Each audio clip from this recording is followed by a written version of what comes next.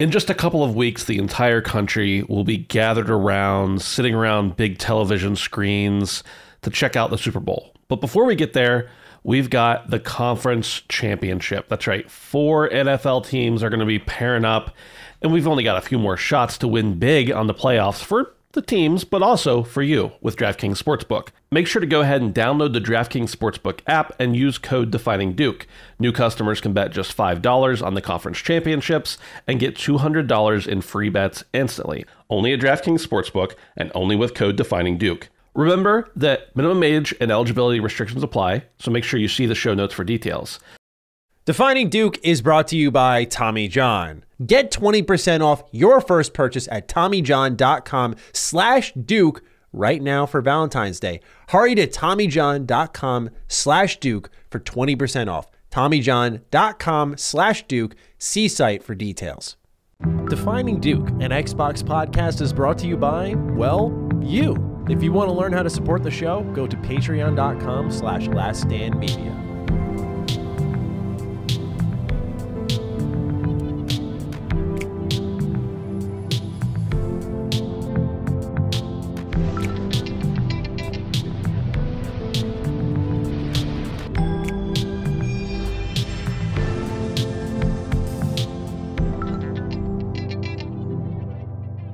Salutations, everybody. It is Maddie here today, and welcome to episode 107 of Defining Duke, an Xbox podcast. Today, I am joined by industry icon, superstar, Todd Howard's best friend, Phil Spencer's brother, Lord Cognito. How are you, my friend? I'm so happy to be in your presence today. You gonna stop? I knew I was gonna get it today. I was like, I'm gonna get it today. I don't know what he's gonna come up with, but yeah, I've been doing good. It's been quite a week. It's been quite a week. It's been very eventful. And look, man, it's been fun. Obviously, if we gonna get into it now, I'll get into it. Or we do it. Hit us with the news. Yeah. So this week was an eventful week for the Lords. You know, we wanted to do New York Game Awards. You know, we always talk about the Game Awards in general, but we said we got to do something for the city. So, you know, we reached out and, luckily we're invited and we got a chance to go check out the award show, everything there. And then it also happened to be Phil Spencer's getting a Legacy Achievement Award presented by Reggie Fils-Aimé. Jeff Keighley was in the building, by the way.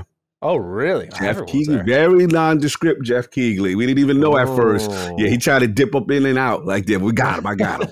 So seeing what the other award shows were up to, checking the competition. He was doing a covert mission. It did feel like that, bro. He was and nobody was really talking to him, which was kind of weird. But anyway, besides that. So shout out to Harold Goldberg because this thing was phenomenal. Celebration of games. They did the categories. Indies got love. And what I liked is, I'll be real with you, Maddie. They really did a good job of having a complete set of nominees in each category. Like I see Cult to the Lamb get some love just from a nomination standpoint. I see Pentiment getting the mix at least twice from a nomination standpoint. Nice. I see just a lot of games that you're like, okay, yes, you were supposed to be there kind of thing. I saw Signalis got a little love. Bro, your Signalis came off.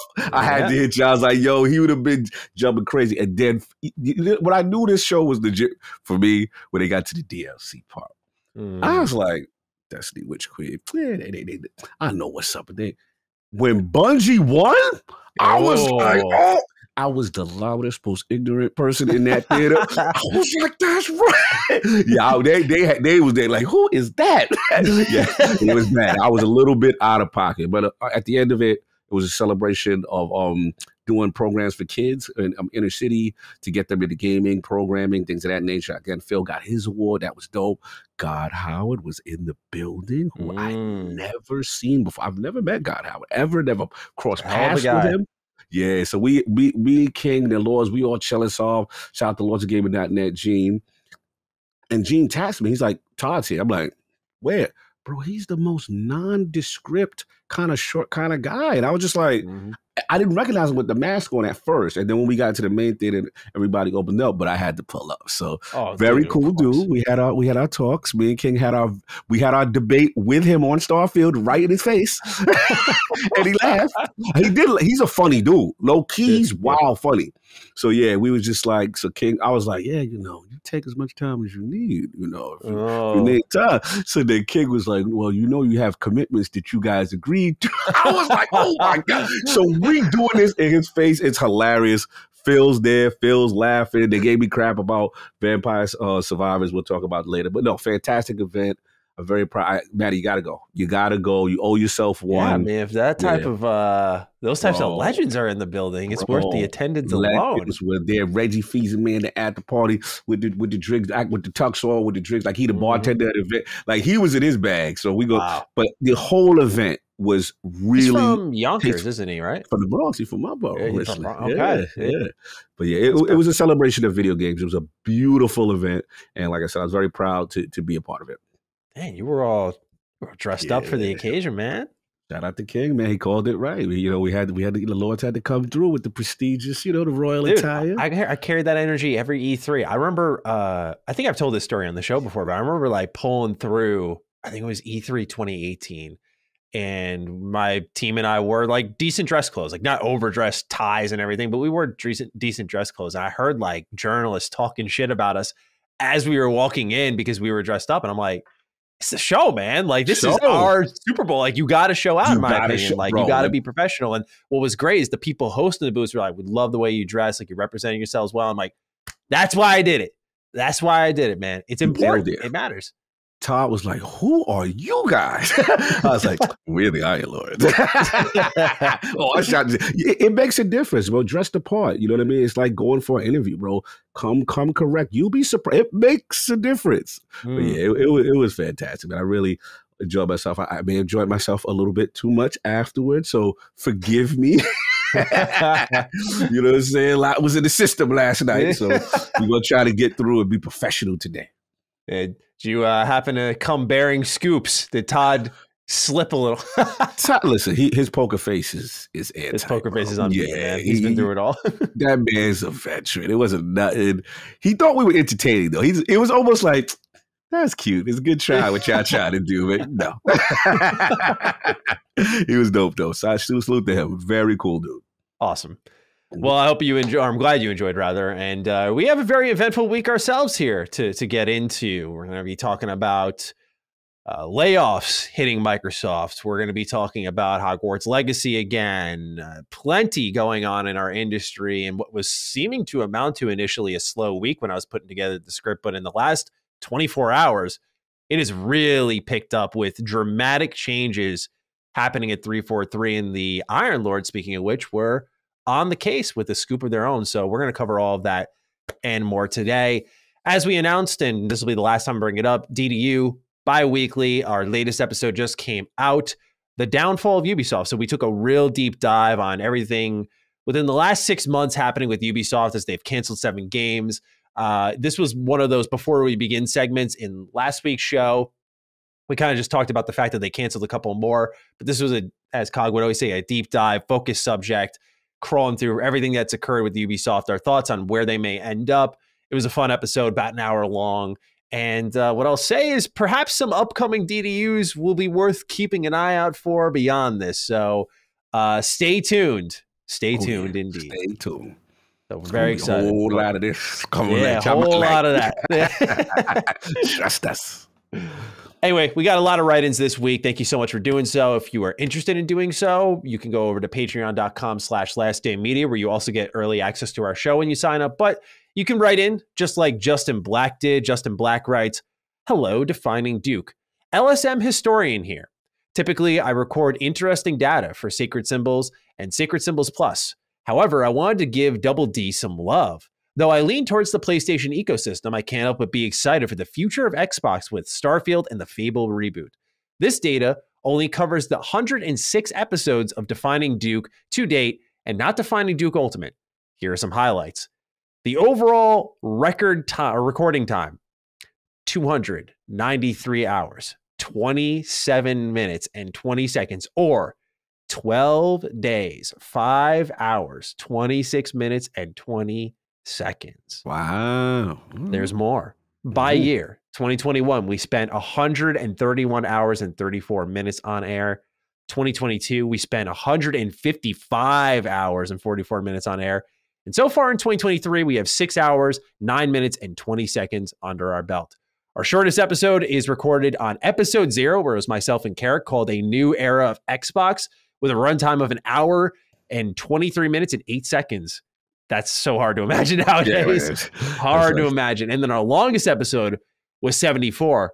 Our predictions for the Xbox and Bethesda Game Showcase 2022 with the Xbox 2 squad, 4 hours, 24 minutes, 2 seconds. Shout out to Ben and Dustin on that one. Yes. Thank you guys for being the other side of the LSM coin from yours truly, Justin. Justin, thank you so much for taking the time to do this. That's crazy perspective. You know, I think we spend so much time on defining Duke, but when you see that we really only sat here for 12 days to record in a full year, like that's not much, but it feels like so much more. It does. It does. When you see it like that, you're like, oh, that's it? Only that? You know what I'm saying? Right. But that's the reality, right? But when you're doing these shows, man, it is interesting to see the data like that, man. Yeah. I love stuff like that. I like how he did like the shortest episode, long. So like that's dope. I love that. And I remember I had episode. no doubts that prediction episode was going to be our longest. I was like, I remember that feeling. So like, I remember Jez falling asleep in the middle. Jez was like, he was failing that one because he's always the bad time zone for him. Guys. Yeah, I'm gonna have to go. So he hung in there though. So he hung it as much as he could. Yeah, but hopefully we'll do that again this year.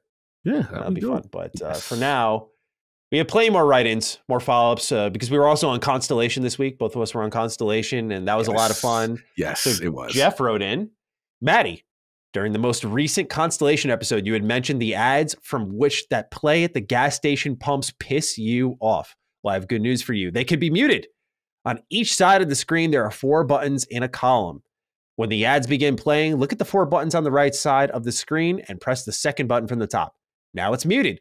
Enjoy the peace and quiet while you watch your money disappear. Thank you, Jeff. You are actually a lifesaver because they don't label the buttons, at least at the gas stations I go to. So that's sneaky. So shout out to Jeff. Jeff, if you could follow up, how'd you find this out? Did you like get tired and just start hitting buttons and hoping something would happen there? Because I never got to that point. I kind of like the show of disrespect, like putting the pump into my car and turning my back, and tuning it out actively. That to me, that almost stance was saying something to the gas station attendant there, right? Like disapprove, taking a stance. We might want to turn those ads off. That man doesn't seem to really like them. I feel you, bro. This is dope. I never even knew you could do that. That is dope. Yeah, Jeff, we got to find out how you found that out. Yeah, I'm very curious. Last week, I talked a bit about my ears and I actually was surprised how many write-ins we got about it. I wanted to highlight Peebus Awise. Hey, Dukes. Wanted to write in with a bit of headphones advice. I used to be into audio engineering while I was listening to last week's episode when Matty was talking about his hearing. I realized I may be of some help. There are 2 types of over-the-ear headphones designs, closed back and open back. Closed back headphones have the speaker in a sealed chamber so that the sound and therefore air cannot escape. This is useful for detailed listening. And if used in long sessions like 30 plus minutes, it can start to cause fatigue to the delicate membranes inside the ear because of the constant pressure. What you really want for stuff like podcasting and video editing is open back headphones. You may sacrifice a very small amount of audio clarity, but they are designed to allow pressure inside your ear to fluctuate within the room. In my experience, open back headphones are much more comfortable for long sessions. Thanks for the great show, and have our new podcast that barely takes any work to produce is somehow our magnum opus kind of day. Ain't that the truth with Constellation? Constellation facts, yeah.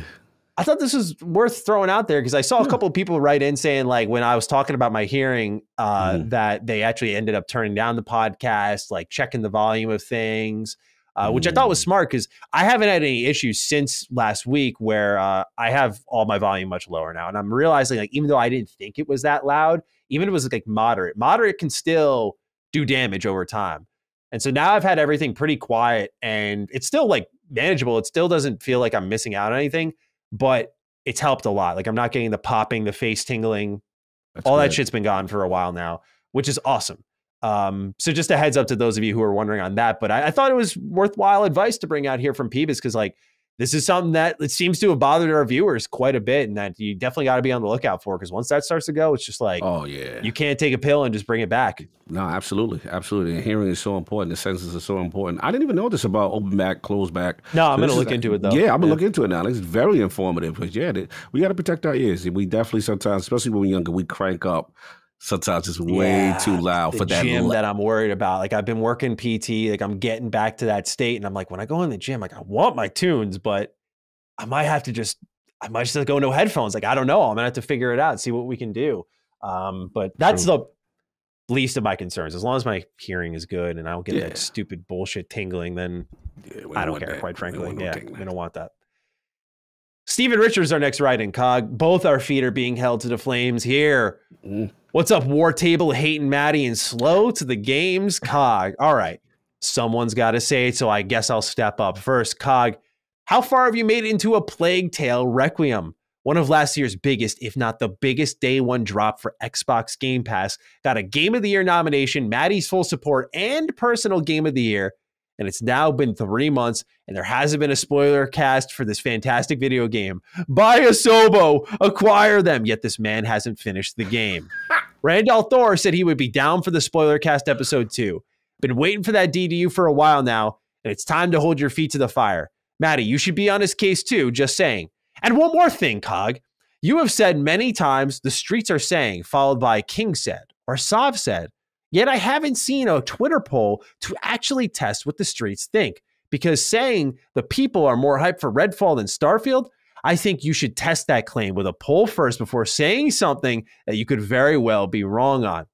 Now, Maddie, the JRPG god, it seems like, yet can't be bothered to swing by the home base and spend 2 minutes allocating the troops in Inquisition, but spend 70 plus hours in video games 8 times a year, because I'm guessing that's for the Trail series, is okay. Telling us LSM to go play or watch Danganronpa with no real gameplay, but going through a vampire-infested island full of cultists doesn't seem appealing to you? I don't know, Cog. It seems like you got to get your man over here. 100% all love, boys. You guys are what I look forward to during the week for entertaining content, news, and hype. Just got to keep you two on your toes. Keep doing you, boys. And I hope the bi-weekly DDU schedule helps clear up much-needed recharge time for you both. Hope you both have a, man, I really need to finish a Plague Tale kind of day. P.S. Keep sending love to Team Hogue, who, by the way, wrote a tweet this week. Shout out to Hogue. Doing a little bit better now, it seems. But Cog, came for both of us. We have the opportunity here to defend ourselves, write the record. What do you got to say to Stephen Richard on what the streets are saying and about your status with the Plague Tale Requiem? First off, shout out to Stephen Richard. That was a great ride. It was funny. It was hilarious. I got to respect it. But we got to put this little narrative that I see starting to bubble to rest. And one of these narratives that I'm seeing is slow to the games. We're not doing that. When I got 100 hours in Midnight Suns, when I do 50 hours every Destiny DLC, so a Destiny season, when I finish Pentiment, when I finish Somerville, when I finish As Dusk Falls, when I play mostly all the major games, but I play them in the order that Cog wants to play them. And that's where the discrepancy happens. The discrepancy is I am a person that it's like, I'm going to be honest, like Squirrel. If it's my favorite, bro, I can't control myself. I can't let it sit. I know what the heart wants. The heart wants Midnight Suns. And oh, by the way, did you see what happened today?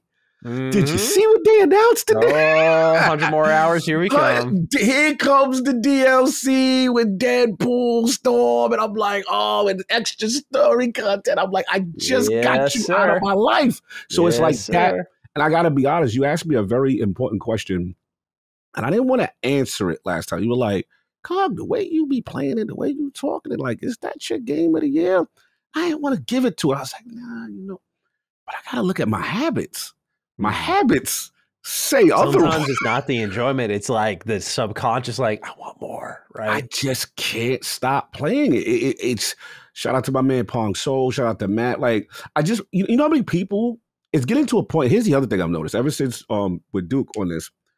So many people are hitting me up on Twitter. Yo, Cog, Midnight Suns because of I've you. seen that. Yep. And I'm like, really? And I mean, I know I was hyped for it, but again, I'm thinking it's, still a for me game. It's a for racks. It's for me, not for the masses. People are liking it. This seems to be the one that's breaking through. So, Steve Richard, look, back to your question. Playtale, it has to get done. The question is when, but it's got to get done. It has to get done because guess what happens? February happens. And then this comes. I literally have a ticking time bomb to finish now. If I don't get things done when this comes, it's over. And here's the problem with this. They got the nerve. By the way, for those who are audio listeners, this being Destiny 2 Lightfall. Destiny 2 Lightfall. I got the Lightfall. Good call out for. Yeah, sorry. Go on. Yeah. So the problem is, normally, Destiny before the expansion, the season before tend to be, you knock it out in a week or two, you get back to your gaming. Oh no, this would have one of the best stories leading into the expansion ever. Oh no, this was to have one of the best weekly contents. We're gonna talk about what Bungie's doing. So that's pretty much it. But the other thing is, I will be honest. I did ask the LSM community if y'all want to do a Midnight Suns podcast. I'm down. If you want to do, you know what's weird? I kind of want to talk about, but I know nobody really played it and not really liked it, but I kind of like some of it. I want to talk about that ending. It's been bothering me. But again, everyone's got different play habits. Everybody's playing different things. You know what I mean? And that's what it is. But Steven, you are right. It's going to get done. I just got to get to it when stuff gets. I think the problem with us doing spoiler casts and reviews is like, in my case, like I get my thoughts and opinions out probably already like ahead of launch typically. So like I'm all covered. So I almost feel like I'm just the least interesting one to listen to going into the spoiler cast. Not like I don't say that in a bringing myself down. Like I just think you already have my thoughts in like this short form way compared to a full podcast. And so we're already like really picky. Xbox already doesn't release a lot. And then when we throw in now the bi-weekly schedule, I'm almost kind of, I'm curious what the audience says. If they want it, like we'll do it. Because that's how we roll. But I'm almost about like the clean slate for this year. Like let's hit the refresh because we're going to do bi-weekly. We're going to change how our schedule works. We're booking some fun things where people may be pleased with what's coming up. And so I'm thinking like if we start kind of eyeing down like a Minecraft Legends and then Redfall and then Starfield and kind of starting to hit that cadence where we're kind of spread between Game Pass and exclusivity. Like if we kind of hit the reset button this year, I think it would be good as the showrunner, but I don't want to ignore what the audience wants. So that is my vote. So then you can take your time getting to it when COG wants to, which I think is important because that's the other thing. You know, sometimes these spoiler casts to be timely involves someone with like you in the case with a full-time job rushing a game and playing it out of order. And you'll probably come away with a more negative take. And that's what you don't want. That's what you don't want. You just verbalized what I was trying to say better than I did. I hate playing a game when I feel like it's homework because it's not fair to the game. I did come in with a preconceived, like, all right, I got to do it. And it's not just at my own pace and relaxing and enjoying it. And I've been there before. I don't like doing that to a game. That's why I do the ranking system internally because I'm like, yo, I know I'm going to love this, beat this, and then, okay, now you get your time with me. You know what I'm saying? That kind of thing. But no, it's a good point. It's a good point. Now, for me. Yes. Oh, I'm sorry. Yours is the streets. Are you going to start doing more polls? Are you going to start doing more polls? Oh, no, we do polls all the time. That's the crazy thing. I haven't done them over here. Yeah, I haven't done them we haven't done them on Duke because clearly we're not a live show. But we usually just pump it right up in there and get the feedback. But no, we could do that if we can implement it in the Patreon. If Cobra Commander allows this, if this functionality is available, I would love to do that. Yeah, absolutely. Like to me, it's a good gauge. You get a good idea of what people are saying. And to the question about Redfall, Starfield, I will say, again, from the people I interact with, the later Redfall trailers got people more excited for it than initially. That's kind of where I'm going. You know what I'm saying? I'm not saying one-to-one, everybody's like, yo, Starfield. When I say the street, it's expression, of course. But yeah, we'll do the poll. We can knock it out. We can see what really people are talking about, get the feel. If we could get like almost LSM specific stats, like, you know, do a poll, gauge like who's interested in Starfield versus Redfall and just kind of give that stat at the start of the show. Just kind of fun insight. I'm down. Be cool. I'm down. Even Discord or something. We could do something. For me, you know, I don't find a vampire infested island interesting compared to my beloved Danganronpa. Look, man, like this is a tasting you're coming at me for. This is a tasting. Like, it's not the vampires. It's not the island full of cultists. Actually, the setting of Redfall is one of the things I find interesting about it. But I'm gonna spare the audience. And I'm saying that, yes, facetiously, but also seriously. I don't want to sound like a broken clock, just constantly saying the same thing over and sound like a detractor. But I also, I will say that we sometimes overemphasize our points here for future considerations. When we lean back on it or look back on it, I think it's important to note those things. I think I'm not beating my chest over it because the outcome is sad. But when we talk about 343, you and I were very much on the case saying, like, things got to change. There's going to be a shakeup, et cetera, et cetera. Again, not celebrating what has occurred at 343, but like the reason sometimes you get that overemphasized point, even if some of you get annoyed, is because some of y'all don't accept what we say. And then when we go back and we look at what we say, it's like, well, we were right. Not that we're always right, but that's why I do what I do. And it can get annoying. That's fair. But I think it's worthwhile long-term. It makes it where it's like consistency. Number one, we're not just shooting from the hip. And that means you can hold us accountable a lot easier for right or for wrong. But also I think it highlights that our show's strong. But in all seriousness, or all jokes aside, really, it's just a tasting, really. Like, when it comes to what Redfall is doing and how they're describing it, like, it sounds less appealing to me than other Arcane games. So Danganronpa has nothing to do with it, Steven. Has nothing to do with it at all. At all. I don't think I ever said Danganronpa was more fun, by the way. Just to make that clear. Steven was feeling away. He was feisty today. Yeah. And then when it comes to going back 2 minutes at the war table in Inquisition, that's just a lie. That's just a lie. There's so much more management. There's the companion quest, the jogging all around the castle, the side quest. It's not the war table. It's what the war table holds within it, or lack thereof in some sense. But thank you, Steven. As always, we appreciate you. Salute, Steven. We'll bring you smoke. All right, last one's for Dalton here. Hi, Dukes. Maddie, I got a correction/fraud alert for you specifically. Last episode, you made fun of Cock for not finishing Danganronpa while you claimed to have beaten Like a Dragon, when you admitted yourself on a previous episode that you couldn't finish the cheap BS final boss and forgot the peerless resolve skill to endure the one hit, and just watched the ending on YouTube. I like how he twisted the knife and said, I forgot a skill there. Said, have the kind of day where you know better because the listeners know and we remember. So I'm talking about hold me accountable, right? Okay. Hold me accountable. Exactly. Yeah. Dalton, I take my L. Cog, I apologize. I had you wrong. Brother. I thought I knew your game, but I didn't. Nah, it's all good. Listen, I just find it funny. You know what I mean? How much you say. See, full disclosure, what we talked about with wanting to play what you want. I'm still a firm believer that your review was influenced by the LSM community jumping you like, yo, I can't believe he did that to Carl. And then it just became this whole thing. He's like, all right, I'm gonna get this done. So now my beloved Ichiban was just a massacre.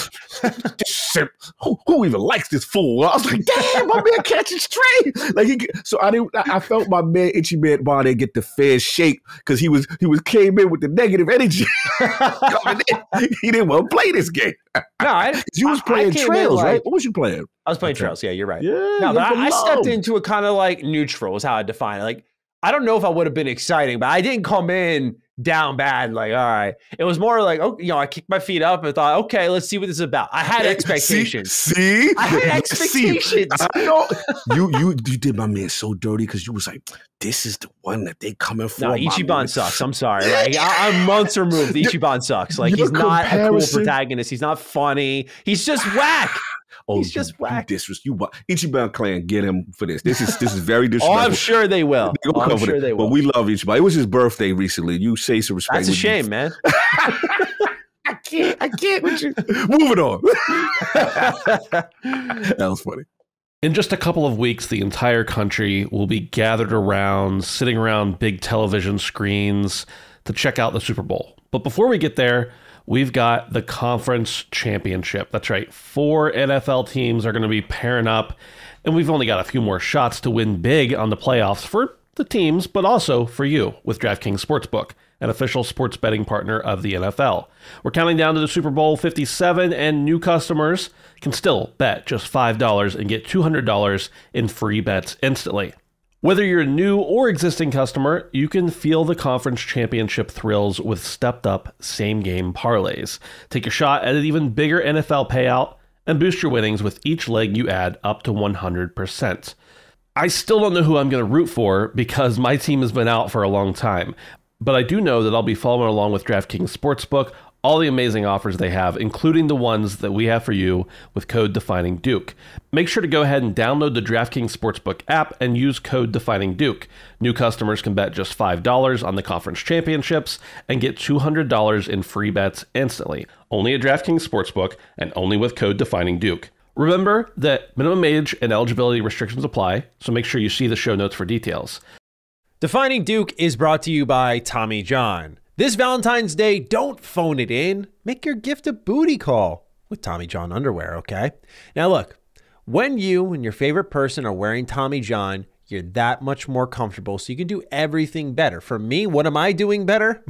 Obviously playing video games. I mean, you need that type of comfort, that type of breathable underwear to really enjoy your podcast environment, to enjoy your video game environment. And 98% of men and women love Valentine gifts from Tommy John, according to statistics that they have. Now, thanks to dozens of comfort innovations like soft tri-blend and micro model fabrics with 4-way stretch, Tommy John helps you feel the love all year long. Now, that's why I love it, right? I love the comfort. I love my ability to just chill in my underwear, playing video games. How's that for a mental image? So with that, get 20% off your first purchase at TommyJohn.com/Duke right now for Valentine's Day. Hurry to TommyJohn.com/Duke for 20% off. TommyJohn.com/Duke. See site for details.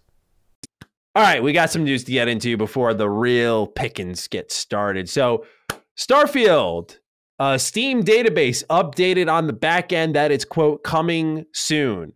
Now, the couple things I need to talk about here. Let's get it. Number one, when it comes to Steam database, this was a site-wide change. This was not done by Bethesda specifically or Xbox specifically. So the coming soon does, and it'll say it's reflective on Starfield's Steam page. Like if you go now, it'll say release date coming soon.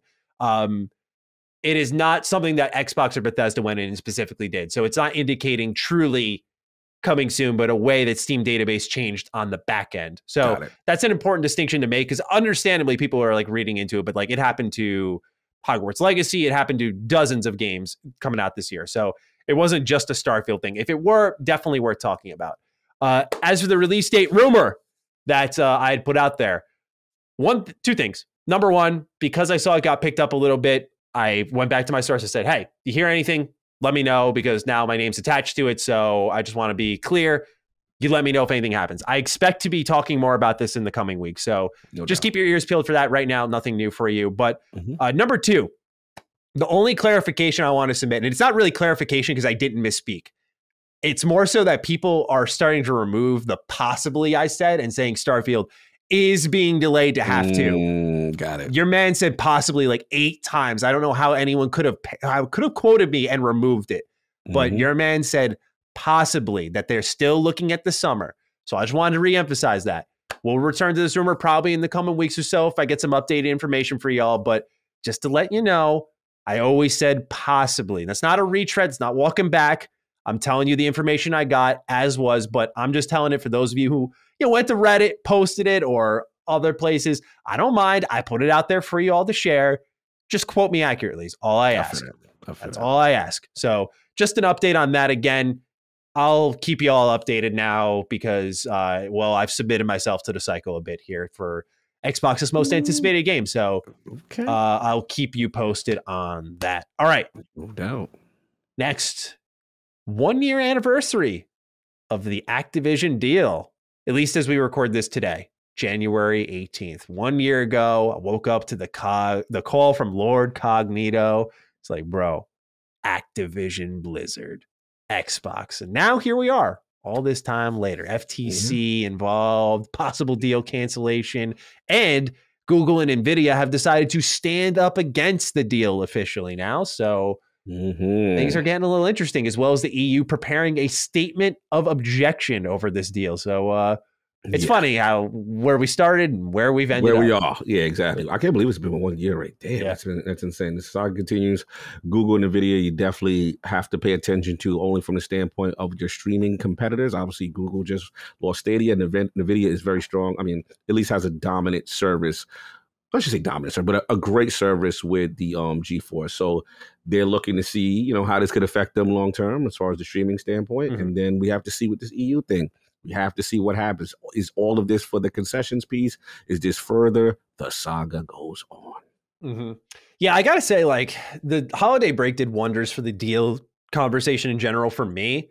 Because once I came back and we see the involvement of the FTC and how this is just going to go long term, we're going to cover it as always. But I've kind of just tossed my hands and been like, I don't care. I never really cared, but I've just lost the investment. I'm like, you let me know if it's canceled or not, and that's when I'll have more to really say about it. But the intermittent updates, the scuttlebutt between regulatory bodies, it's kind of just noise now. We've all accepted and are aware of that what's going to happen here is just back and forth between Xbox and these regulatory bodies. And I think the most worthwhile thing that will be covered is probably what comes out of these documents. Like when we learned about the 3 exclusive Bethesda games, those things are more key than I think anything else now, because it's just no one really knows how this is going to end up.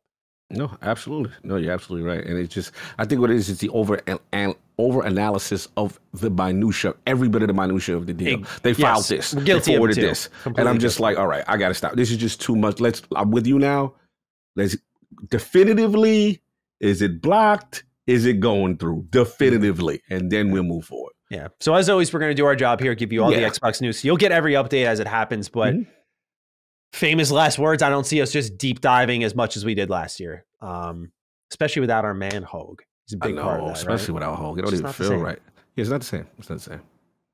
All right. Netease. We talked last year about how they were seemingly shutting down their publishing deal with Activision Blizzard, which is a huge deal. Now we have more insight on it. So Netease has declined the offer made by Activision Blizzard to extend their publishing deal by 6 months, according to Blizzard China, meaning that the discontinuing of the games within the region will move ahead as planned on January 23rd. So maybe not a huge impact for our listeners, but for Activision, they're going to hustle to find a new partner, you'd have to think. Oh, yeah. That's a big deal.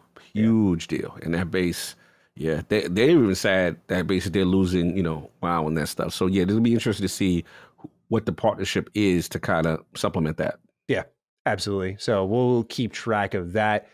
Small Everwild update. I think anything coming out of Rare that's not Sea of Thieves is noteworthy of discussing. So this one comes from Louise O'Connor, who is an executive producer for the game. And she tweeted out, quote, "It's been an incredibly busy few weeks as we warm up on Team #Everwild for our year ahead. I'm back in the studio this week. What would you like to see? I will snap and share a picture if it doesn't reveal any of our secrets," end quote. Now, I went through the tweet thread. She took a picture of a ceiling and a coat rack. Now, what I'll note from this, though, there's really no takeaways here. Your face is so funny. There's no real information on whatever is happening with Everwild, but all I could take away from it is if the coat rack was anything to go by, it's a small-ass team. It's a small. There was 6 coats. I was like, okay. Okay. But I was like, am I over analyzing? I was like, I'm not going to run away with this one. But I saw it and I was thinking about it a bit. So nothing there, just that they're having, it seems, a busy few weeks. They're warming up, gearing up. And I don't know. I would not say to expect to hear anything about it this year, but they're working on it, which is great to hear because we haven't had really any major updates on this in a while. Good point. Level 5. They left the West for a while, and it looks like they may be coming back. They're the studio behind Ni no Kuni, which just came to Xbox, and the Yokai Watch franchise. So like I said, they stopped operating outside of Japan as their North American business scaled back in late 2020. But now they write on their website, with the recent globalization of the game business, we are looking for people to maximize the business scale as a content holder and actively develop Level 5's IP, not only in Japan, but also on a global scale. Which is, that sounds awesome to me, because Ni no Kuni was amazing. I wasn't a fan of the Yokai Watch games, but like they're not bad by any stretch, and they're really popular. So pretty exciting to hear that they may be back. And Phil, as always, I say, pick up the phone. This is what globalization efforts. What service do we have to spread the cheer and joy of games around the globe? Yes. So pick up that phone, Phil. But yeah, level 5 may be back in the West, which is exciting. No doubt. Halo Infinite, going to be talking about that a lot today. The Joint Fire event is live now. It runs from January 17th to the 31st and brings a free 10-tier event pass featuring Halo Reach themed rewards. So if you're interested in playing that, you can. Scalebound, there have been some rumors about it coming back. That's been kicking up over on Xbox Era. I typically wouldn't talk about it because, in all due respect, I don't remember the last time they got a scoop right, but quite frankly, it's been talked about enough where I'm just like, okay, we can at least acknowledge like this is a rumor that exists and that we can keep an eye out for. I've kind of changed my tune on this one. I was thinking about it. Like a lot of just changes happened over the holiday break. I was originally team get platinum, but I think I've switched sides to you. Scale down, let them prove themselves. Like we know the thing I realized is like Microsoft's very risk averse, but I'm sorry, not Microsoft has a lot of money, but that doesn't mean they shouldn't be risk averse, what I was trying to say. And I can't help but view Platinum as a risk. They made games I love. They worked on Nier Automata, one of my favorite games of all time. They worked on Astro Chain, one of the most, I would argue, underrated games of all time. Absolutely. Like they've worked on some gems, man. Bayonetta's fantastic, but like they're in between games, man. Like they're shutting down Babylon's Fall next month. Like their in-betweens are just really bad. Like it's just highs and lows to the extremes where I feel like it's a scary bet to take. And we're asking Xbox to fund them like fully. And I don't know if they've shown responsibility, so to say, in recent memory. So that's kind of where I sit on it right now. No, it's a valid point. It's a valid point. I think that's why it's like, the trust has to be built up. They haven't had the hottest track record lately, and they burned some serious bridges. But they have reached out to Microsoft. Kamiya has expressed his desire to want to do that, and part of me wouldn't mind it, but it just would have to be. It doesn't necessarily have to be acquisition. It could just be like, hey, we're doing a publishing deal, exclusive deal, that kind of thing. And then kind of work that way. You know what I'm saying? Because the trust, at the end of the day, the trust was broken on some level on this side, on both sides. So that, to me, goes a long way to try to restore it, as opposed to, let's instantly just get back together and forget about all the problems. You know what I mean? Like, we got to work through it. And I think maybe that'd be a safe approach for Microsoft. 100%. Suicide Squad, live service. There was a screenshot that leaked and people saw all the things they didn't want to see. Dylan writes in, hello, fellas. Let's get right into it. That leaked Suicide Squad killed the Justice League menu screen. At a quick glance, it looks like a battle royale game with a store and a battle pass. Are we about to see a Harley Quinn dab? Your thoughts on this and your thoughts on Rocksteady after 8 years. This is what we get. Thanks, as always, and have an A1 day. Man, I mean, number one, this isn't news. Like, it's been very clear that this was going to be a live service game for some time because there were rumors and rumors and rumors surrounding it. And while it was never outright said by Rocksteady, when you heard those rumors and then saw the game, I feel like that was as good as firmed up. I was like, yeah, that's definitely going to be live service. That's definitely going to be multiplayer. It didn't look open world. It looked like it was in hubs with missions. So I got to say that I was already concerned. 8 years is not normal. Like, yeah, today's industry takes longer to make things from the ground up, but 8 years is extremely bad. And the last game we saw from them was Arkham Knight, which now, after Gotham Knights, is appreciated a little bit more. I always thought it was great, but widely was panned as kind of the worst the Arkham series had to offer from them. So they kind of stumbled out on that. That was Unreal Engine 3. And now they've worked with new tech. They're scaling up. I mean, 8 years. I don't know. It's kind of got the Halo Infinite energy to me, Cog. Like, just in development for a while, hanging on to it for a while. And I don't think it's going to be bad. I should make that clear. But I don't know if it's going to be a massive hit right away. Like maybe we're hoping for it to be. You're more the live service guy, though. So for me, I see that kind of menu structure. I'm like, okay, See you. Like, see I'm you then. good. Yeah, I'm like, okay. Next, Mhm. when Spider-Man 2 coming out?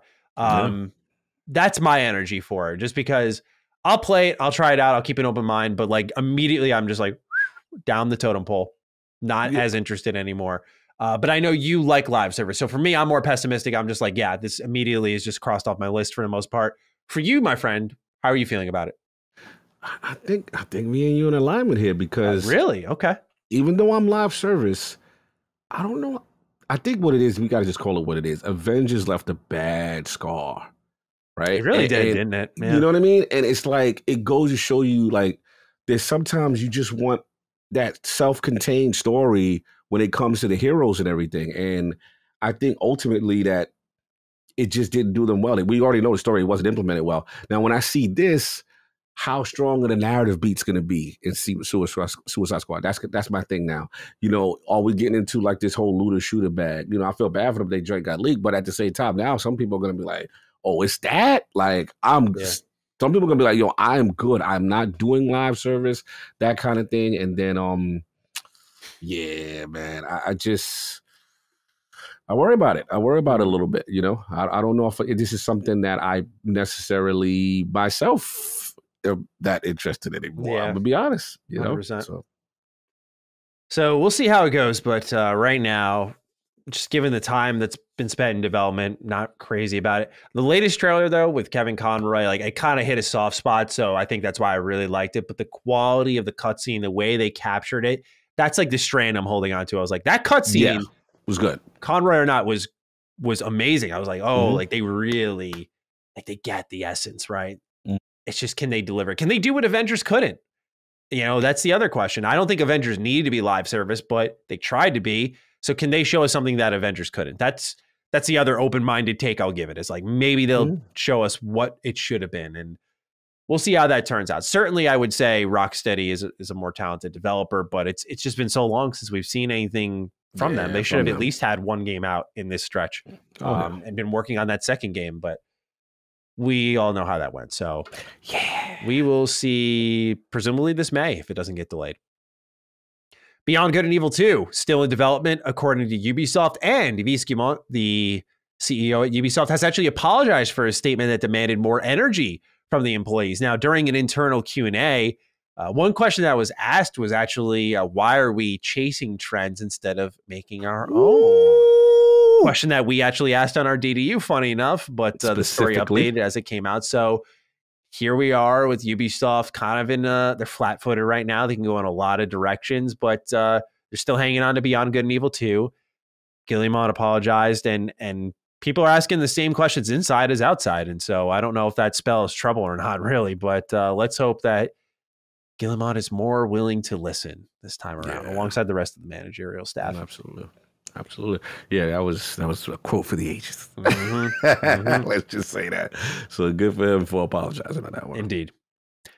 Developer Munfish behind Atomic Heart has spoken a bit on performance expectations, saying that it will be a solid 60 FPS and 4K in dungeons, as well as dynamic resolution, mostly 4K at 60 FPS in the open world. Next gen, of course, end quote. And no separation on what to expect for Series S versus X, but this game releases February 21st, 2023. It's coming out day one on Game Pass if you're interested in it. How do you feel about the way they delivered this? Because they're talking about a difference of frame rate and fidelity in dungeons versus open world. They're saying mostly 4K at 60 in the open world. I know Dustin, we talked about this briefly in like our last stand staff chat. It was kind of like, I'm calling BS on this. Are you feeling that same energy as him? Like, he's calling BS specifically on like the like he thinks there's a little fibbing going on here. Like it's a little stuttery in certain gameplay instances, which we've seen a little bit of that. It looks awesome, a little bit of it. Yeah, I see a little bit of it. We got to see. It's just going to come down to optimization. You know, from what I've seen, obviously the game itself looks creative. It looks fun. It looks like it's really doing something. But as far as the performance, to be honest, I was surprised they had their chest out in this day and age, you know, to me confidently, like, hey, look at what these specs are, right? Yeah. Look at what we're doing. It was just a Twitter reply. It wasn't even like a post. So yes. Yeah. No, that's a good point. That's a good point. I don't understand the marketing mindset there, but I am happy for the information because I will say this: it beats better than the whole what was it? The Gotham Knights and other things kind of holding on to the last minute, and then we're waiting on getting the information on what it runs at. So I actually don't mind that approach. To me, it shows a little bit of confidence, but the way they just delivered it was a little weird. Just that's it. So no doubt. Callisto Protocol, speaking of weird deliveries, missed its sales target. So the game needed 5 million to make its money back.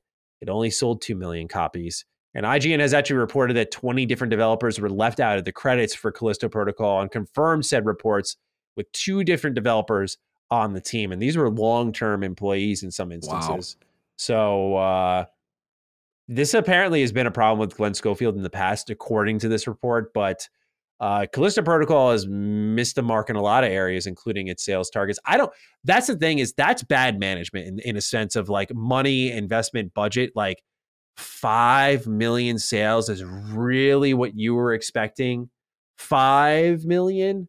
I mean, I don't know, dude. I don't know. He must have had a hell of a sales pitch because the investment required there money-wise is insane. That's what happens when you're proven, though. Like you say, oh, yeah, I made Dead Space. So, like, give me money. I'll make Dead Space again. And 5 million sales, though, I mean, releasing, especially next to Dead Space, if those were their projections, why? You got so many people who would just wait to see the 2 at least and just be like, okay, which one or the other? But, I mean, kudos to them. They advertised the heck out of this game. I always saw it during football this year. Always recently. So, they're trying, but only 2 million copies sold. Your take, my friend. Are you surprised by this? Yes and no. Yes, because obviously when the news started coming out and people started to realize, you know what, this ain't really Death Space. You know what I mean? And then, the flow of the combat was a lot of the talk, and then the death animation. But then I think what happened is as people played it more, they started to appreciate it for what it was, right? And then they just accepted that. But I think overall they did feel it was a lesser product than the way it was hyped, and it just seemed like the streets were talking. Yeah. You can't say that.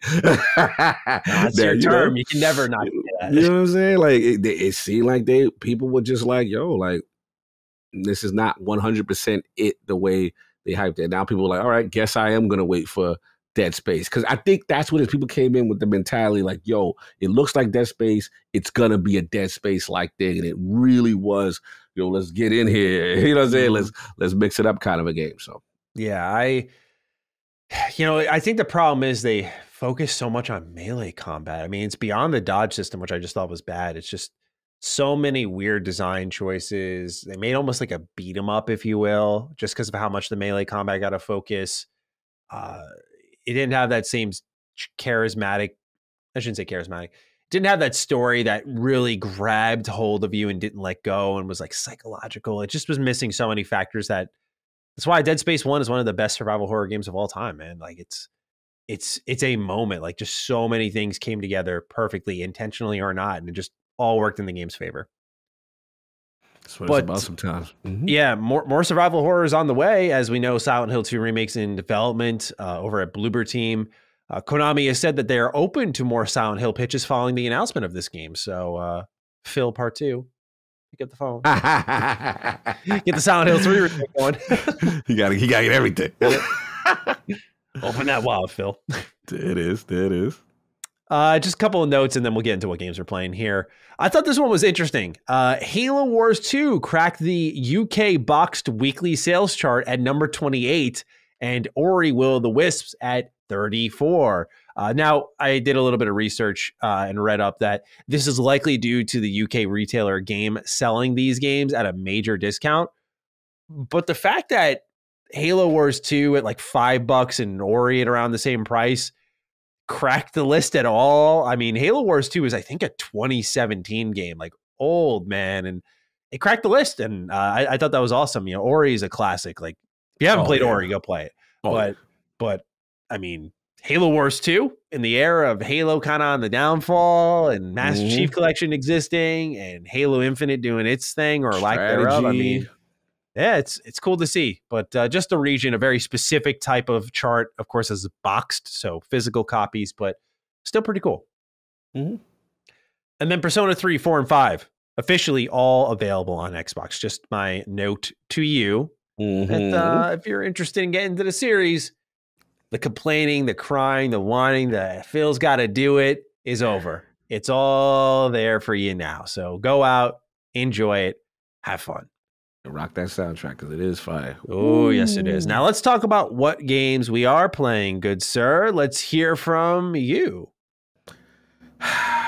Every time, what's that quote? Just what I thought I was getting out. Yeah. They pulled me right back. Bro, I can't escape Destiny, man. I tried. And like I told you again, Season of the Seraph, the story beats are absolutely fantastic. They reintroduce one of my favorite characters, but it's called the War Mind. It's kind of like humanity's last defense. And there's this really cryptic stuff going on with the history of the War Mind, and we learn how it was programmed, and it wasn't truly, spoiler, set to be our savior the way we thought it was. And that's what we learned in Season of the Seraph. We get Anna Bray back, a fantastic character, and now we're Avengers Endgaming now. We're seeing the pieces on the chessboard, who's picking sides, and it's not going to end well. Someone's going to go. And then there's another piece on the chessboard that they don't know what's going to happen. In the Witch Queen, it was Savathun, which is one of the sisters, one of the Hive gods that was Taken King at one point, and then it was Savathun, was Witch Queen. There's still Xivu Arath, and then we have another overarching bad, and it's called the Witness. Yeah. So we don't know where this thing's going to go, but it can't go well. So I'm worried about what's going to happen. So it's been great with that. The beats are all good. I've been playing the new seasonal activity. It's fantastic. And then we got the new Lightfall trailer, which got the hype up once again. And it's so cyberpunk. We learn about a whole new class of guards. So they're not guardians. They're called Cloud Strikers, but they've been hidden all this time from this overarching bad, and we just now found out they exist through the what I'm not going to spoil it, but through the story of the War Mind, we learned why and how, and it was amazingly written. So they're leading that up into this Lightfall. It looked phenomenal, and then Bungie's pulling out all the stops for you as far as ease of life. They just made some announcements today, just like before we went live, that are absolutely insane, gameplay changing stuff, getting rid of mods, having loadouts, have like all these pain points that make Destiny so complicated removed. And now like base level and in game, you don't have to go to a third party app to do all this stuff.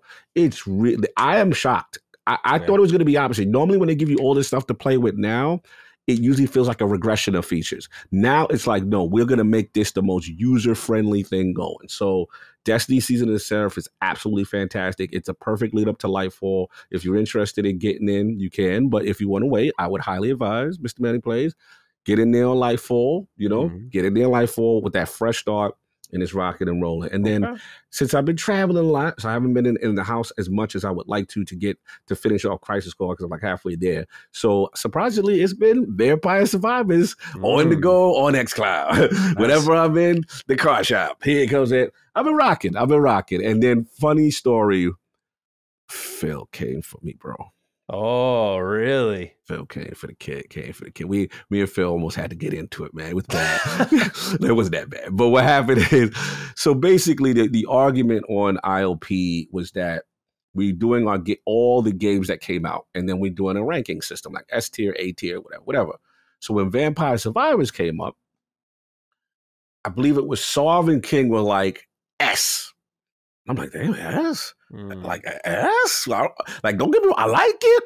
That's so intense. Yeah, I'm like, and the chat was against me. They were like, Cog, this is an S tier game. And I'm like, I love it, but why is it A disrespectful? I got it. That's disrespectful. How dare you? So I'm like, bro, so I said, look, I don't have as much hours as you guys. Could you just explain to me? And then they broke it down. So anyway, this is how it leads into Phil.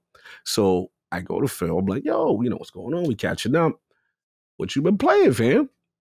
oh yeah, Joe, I haven't got a chance to the game is not, but I've been hitting that Vampire Survivors. So Sov come over, here's that. Oh. It's like, yeah, S tier Vampire Survivors. I'm like, oh, here we go. So Phil's like, what y'all talk about? so I go, well, I have it as an A tier. He's like, Carl, you don't have it as S tier. Why? And I'm like, oh, and then Sov was like, yeah, Phil, tell her. I'm like, oh my God. Sov, I hate you. Yeah. Phil against me. And it was Phil against you, bro. It was a lose-lose. But I tried to hold strong. I was like, bro, I feel it's an A. Carl, you're wrong.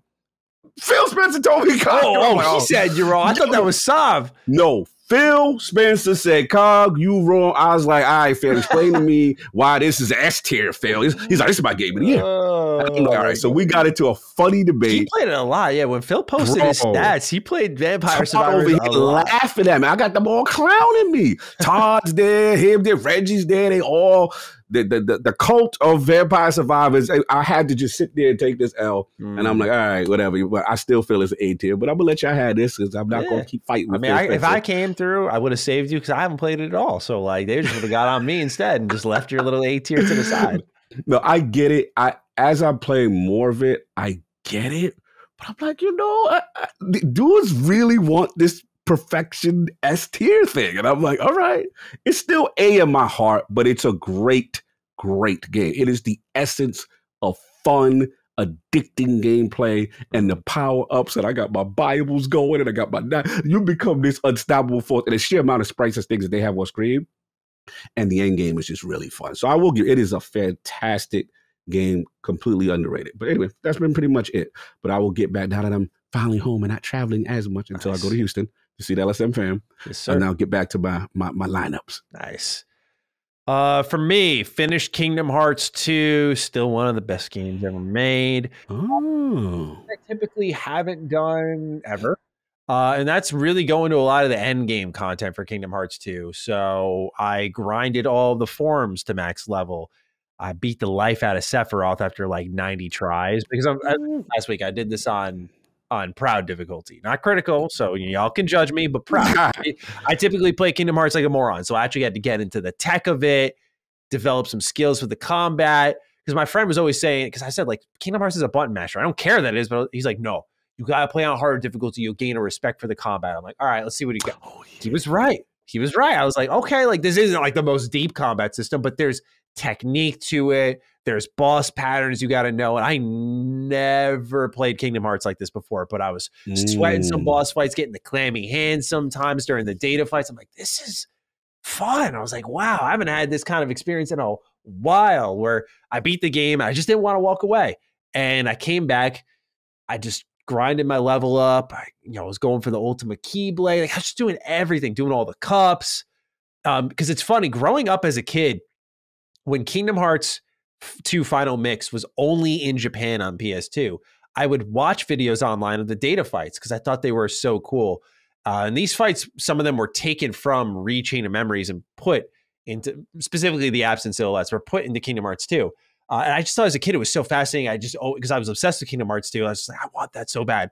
They finally bring it to the West, right? They finally bring it over in 2.5 HD remix. I'm like, okay, I'm going to play it. What I do instead is I actually play Birth by Sleep first. I get to Kingdom Hearts 2. By that point, I'm just kind of like, I'm tired of Kingdom Hearts now. I get like 15 hours in and I end up dropping it. I never got to the data battles, to all the extra new content. I never played, the story so far. I didn't play anything in preparation of Kingdom Hearts 3 because I was like, I played all of these games so many times. Like, I know what happens. So now I've just been doing this replay almost of the series, and I'm like, let me actually take the deep dive and like do things I haven't. It's been excellent. But now I'm like about to hit the 40-hour mark. I'm done. Like, I've seen it all. I've pretty much done it all. Only thing I didn't do was beat Lingering Will. That requires me like grinding even more, getting everything else I need. It's a tough fight. So I'm not even a magic build where I know you could cheese it a little easier that way, which leaves me in a whole other pocket of difficulty. And I made the mistake of taking on all of this like data fights and whatnot. I'm proud. Cog, this game is really hard. Really hard. Okay. Like, there was hardly a single boss in this game I went in outside of like the main story Heartless bosses and beat first try. Like, anyone from the organization at least waxed my ass once pretty bad. I was like, damn. It's like, okay, I can't just go in there like that. And it's almost the only comparable I can think of in modern terms would be like a Souls-like, in the sense that you die, you learn, you die, you learn. Like, it's that kind of boss fight structure where there's phases as you get their bars down. And look, Kingdom Hearts 2 just got one of the best action systems ever. Like, because of the camera. The camera is so good in this game. Like, I don't think it's talked about enough how there's so much happening on screen with Kingdom Hearts 2, but the camera is perfectly placed. It's never a problem, which is insane for how all over the action is. Yeah, that's really rare. rare. I mean, don't get me wrong. Like, when I was fighting Sephiroth, he has this fire attack, and if he gets you up against the wall, it's curtains. Like, you just can't see it. But otherwise, that's the only time. Yeah, they do his team. Yeah. Oh, dude, they got the one-winged angel. Awesome. Yeah. They got the chance. Yeah. Oh, yeah. It's awesome. It's that's so fire. Cool. That's actually not. I thought he'd be the big bad, right? In the terms of endgame content, he's not. Lingering Will is, like, because Lingering Will was set up as a teaser for Birth by Sleep to come out next. Okay, because they were like setting up the prequel for Kingdom Hearts. But I was like, man, like Sephiroth beat me up pretty bad because I think I was a little underleveled for it. But when I finally beat him, it was that chest pounding, stand up out of your seat moment. Like, I just did that. It felt so good. Do that. Final Fantasy VII. Dragon Ball Z Kakarot. Playing the Bardock DLC some more because, I was already in the mix and I did the Trunks DLC. I really like that. Bardock DLC came out. It's actually pretty cool because, like, it actually brings you to a new location, Planet Vegeta, which we like seen in movies and shows and whatnot. But you actually, much like in Kakarot, you get to fly around and see and experience that world on a different level, which is cool. It still has the same issue I have in general with like base game Kakarot, which is it's a game that doesn't really have a lot of interaction. So like you can go to all these cool places, but you just kind of, cool. Like you're a tourist, literally. Like, oh, cool, nice. Like that place. I love that. Okay. The side quests are a little better in this DLC. Like they make hints at, for those who haven't seen the movie or the show or anything, I won't spoil it for you, although I don't think it's a major spoiler, but just to be safe. But there are like, we'll just say hints within the side quests that are kind of clever that tease at the end result of the movie and what happens afterwards in the whole Dragon Ball Z storyline. I'm like, oh, that was awesome. So there's a little bit of that. And they actually added this new thing called Annihilation events. So Saiyans work for Frieza, long story short. And what they do is they demolish planets and then give them and sell them to Frieza. And that's like, it's actually cool. And so in this game, you go to planets and you annihilate people and their bases and their homes and stuff, and then you give them to Frieza. And I'm like, this is legit. I have to ask, what does Frieza do with these? I have to go down the rabbit hole. You know what? That's a great question because I don't know how spoilery I should get here, but okay. Can you generalize a little bit? Because I know he can destroy planets. So I'm just he owns the Frieza Force, right? And so he wants to just take over the galaxy. So like these planets now become his. They're all his. That's kind of the idea. So he like the great collector of planets, like pretty much. And the Saiyans either do his bidding or they get destroyed. Is pretty much the other option. Okay. And so in Dragon Ball, everyone's good. You know, everyone gets pissed easily, but everyone's good. So playing as Bardock, who is like this merciless Saiyan who's just wiping out planets, he just doesn't give a shit. He's just like, yeah, let's fight. It's actually pretty cool. So that DLC is out, pretty solid. Most of my time has been spent with an embargoed title that I am very excited to talk about next week. I just can't say what, but so next week, okay. Yeah, next week will be fun for Defining Duke. All right, can't wait. Warm-up questions, then news. First one, Andrew McGregor. Good day, Dukes. I was wondering if either of you had heard what's up with Contraband. We saw it at E3 2021 and was due to come out last year, apparently, but since then has been radio silence. Could this be one game that would help flesh out the second half of 2023 for Xbox? Have a good one. Yeah, wasn't I think it was Xbox 2, our friends over at Xbox 2, didn't they kind of have the word that maybe end of last year was when we could see it early this year? But since there's no mention of it for Developer Direct, you have to imagine second half, if earliest, by the way, at the earliest, I should say. But what was your feeling on Contraband? Any concern? I'm not necessarily concerned, but like I think that I remember when I I think we saw that play NYC. I believe that's Avalanche. Correct me if I'm wrong. I believe that is Avalanche Studio. Yeah, they're based out of NY. But make the announcement. I think this could be one of those potential. Obviously I would defer to the great chess corner. You know what I'm saying? But I think this has one of those potential second half global publishing deals, or if at the very least, if it's not ready, we should, I feel like by this year, know more about it. Let's see some gameplay. Let's see what's going on. Because if I remember, all we saw was that initial reveal. I remember like the maps, and then they talked about smugglers and this, that, and that. But they didn't really get into it. It's like, hey, we're working on something kind of thing. This is what's kind of going on. So I think we're probably at the time, at minimum, to at least kind of get a little, leave it at a vertical slice trailer of something. Let's see it in motion a little bit. One would think. So we'll see how the second half plays out for them, though.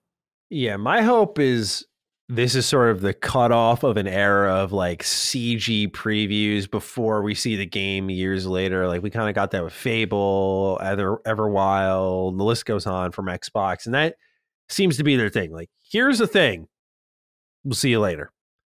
I'm just hoping that Contraband is kind of the end of that stuff, especially now that we have Developer Direct. I think that's a sign that it's time to start talking, showing more. You can't just show, at least I feel, just CG at these things, especially because they've been very communicative on gameplay. It's like, okay, awesome. Like, that's what we want. Not that CG can never happen, but with your major exclusives, like, you're in a position where you got to show what actually is coming to the platform, not like an idea of what it may end up being. So I'm hoping that that's just the case here, that it's not in huge trouble, that instead it's just another product of that process from Xbox, the CG, and then see you later. The CG later. CG and then see you later. I like that. Those are awesome. Oh man. Yeah, no, I'm sorry, audience. Right. I'm sorry. Nah, you good. Nah, you're right. I think I'm curious to know more about it, just to be honest. That's just where I'm at. I really want more in depth on this game. It seems intriguing to me. Yeah. Number 2, Brian Wagers. Hello, Dukes. With The Last of Us being a critical hit, and by the way, also successful 10 million viewers, which non-Halo related Microsoft property would you love to see getting an HBO Magic as a TV show? Thanks. And keep up the excellent work. Thank you, Brian. We appreciate you. Yeah, Hog, I mean, getting shown up on the TV front too, it seems. Oh yeah. People are making some comparisons, like, yeah, it's kind of cool when you go with the source material, isn't it? Yeah, right. Like, you think that's the obvious choice, but yeah, I mean, it's a shame to see on Microsoft's side, I should say, that they're getting shown up a little bit here. Too many, but show looks great. I have yet to check it out, but from what I've heard and what I've seen, it looks awesome. But to the HBO Magic part of the question, is this where we maybe get a little Dave Bautista Gears action going? Let's rev up the chainsaw. Where we at? Where's the chainsaw guy at? What's going on? This is iconic. You like sitting on something. Got to do something. I thought we did hear they are. We did hear, they're doing live action. They're also doing anime adaptation. That's what Netflix does. But like, HBO Magic with a little chainsaw. I mean, that'd be so cool. That'd be sick. That, again, you got to do it right. They got to be respectful of the universe. Then it's the timeline of when, they start. Obviously, got to have Marcus. We know Batista's at the ready. He's ready to go. They want to see the Dom relationship. How far do they go? Do they, some of these adaptations kind of marry a couple of the franchise together as opposed to certain characters being earlier. I've seen them do that with the Tekken anime. Has some characters that were kind of later introduced in 4 or 5 with some of the Tekken 3 characters.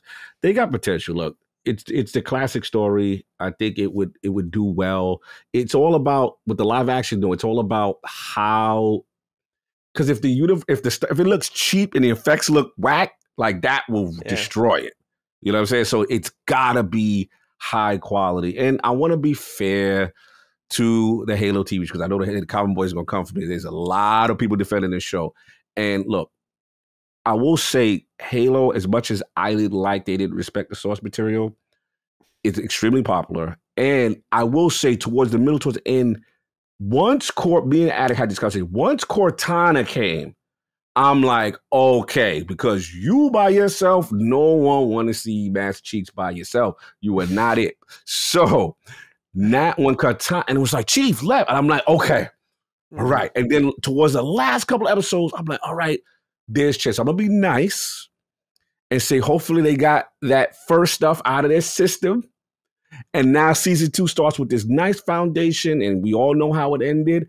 And I liked how it ended because he had his helmet on. Yeah. And for a reason, and I like where that's going. So yeah, I'm gonna say that. But to the question, Gears, man, Gears. This is what got people in the Xbox too. Like this is 360 era. We was at Mad World, the trade. Like you've got so much opportunity to do something special with it. So let's go. And if you do anime, right? They do anime. Yeah, they're doing anime.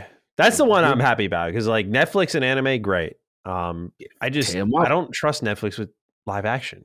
Like when it comes to adaptations, I don't know if they've ever done a good one off the top of my head. At least, when I hear about it with anime, I'm like, oh God, Death Note spoke for itself. You're not tossing a coin to the Witcher? You're not tossing a... Season 1, yes. But like even season 1 was kind of like back and forth. Like you had to know, you could have watched that whole show and not known Siri was like in a completely different era. Like I think you would eventually catch on, but like there were mistakes with that show even. It was great. Don't get me wrong, but I think it was almost like surprise factor good instead of like, we're kind of doing the Xbox energy conceding here. Like, okay. Now like Xbox, Halo season 1, like, oh, it's all out of the way. But like, then you get this awesome episode 1 movie like production in The Last of Us. It's like, why? Like, why can't we get that? So, Beyond Gears, which I think is a great fit and has been overdue. Fallout, we know, is going to Amazon. It seems like if you're Microsoft, you got to imagine they're kind of spreading the wealth, seeing who's the best partner. So you have to think the HBO magic is on the way at some point, right? The relationship is there, right? Yeah. That's to say the relationship is there, but you see that HBO is now seeing benefit with these game adaptations with the success of Last of Us. And we had Gene Park on. He said, look, man, this thing, you guys are going to go crazy. He's already, they sent him the whole thing. So he's like, I am telling you, when you get to the Bill episode, why it is from that point on, it is super. It was fire from the beginning. It's fired in. But with HBO doing this, look, sky's the limit. They've got stuff they're sitting on. So it behooves Microsoft to leverage their IPs. Just get Bethesda in the mix too. Got some stuff. I was gonna say, Elder Scrolls. I mean, I know it sounds crazy, but that'd be awesome. Because that kind of high fantasy approach, that'd be sick. Because Amazon's probably not gonna want that. They got Rings of Power. Yeah. You could get your Tamriel on. There's so many places to go with it. It's how you want to play it. Yeah, it's a big one. There's a lot of things potential here. We'll see if they ever do it. But thank you for writing in, Brian. No doubt. Alex Kilgore, question of the show, no doubt. Got a couple write-ins like this. Hey, Dukes, controversy is the name of the Twitter game. With each day, we get closer to the release of HogLeg. And with each day, we get more people online sharing things like, if you buy Hogwarts Legacy, it really shows your character. But I'm curious, which game will be more controversial in the online community, HogLeg or 6 Days in Fallujah? I feel people are going to be outraged with Hogwarts because it's the trendy thing to do. I feel like a good chunk of the people online disavowing Hogwarts are doing it because they think it makes them look good online. I don't think we are going to see loud voices on Twitter giving the same energy to 6 Days in Fallujah when it is released. But I'm curious what you guys think. I hope you guys have a Todd Howard standing next to King David looking like a hobbit kind of day. Shout out to the GOAT Scump on his retirement and being the face of the esports for so long. Yeah, shout out to Scump indeed, man. That guy's been around since I started competitive gaming way back when I was in high school. So shout out to him for a great career. But yeah, Kai, I mean, Hogwarts Legacy, that's why I picked this like more so to get into Hogwarts Legacy. We can talk about 6 Days and HogLeg as well, but I don't know. I feel like the narrative's been set for both these games, clearly. Like, they've already been established since announcement, way ahead of their releases. 6 Days of Fallujah has kind of just gone off the grid. I almost feel like either that game's in a lot of trouble or they're just like, we're going to disappear, and when it's ready, we're going to come back in the storm, and it'll be out soon. would be my guess. We'll see on that one. But obviously, I'm curious just to get your general thoughts first before we dive a little deeper.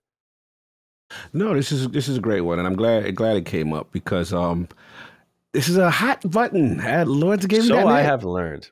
Yes, this is a hot button topic. So look, man, I want to be fair because shout out to my boy Ty, aka Prince Delos, one of our writers from the Long Net, and he's like, look, Hog, I'm a fan of Defining Duke. I listen to Last Word, and he just said, I just don't feel the other side is represented. And I'm like, okay, cool. Let's talk about it. So, he presented his case, and he feels like, that he just can't support, something like that. And as far as what, JK it stands for, and I respect that. At the end of the day, like I said, I've always said, it's a personal choice. I've always said that, how you choose to.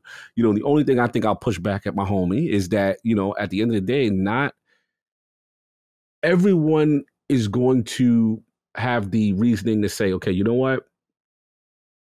I may agree with that stance, but what about the other people that made this game, right? And do I make them suffer because of the actions of the one or the top? So you have that. Then you have the option is like, people are like, hey, I just like this game, you know what I'm saying? And I want to play it. So that's the moral conundrum. I was thinking to myself, honestly, like, okay, what would it take for me personally, right? Like, why would I not buy something, right? And I don't know.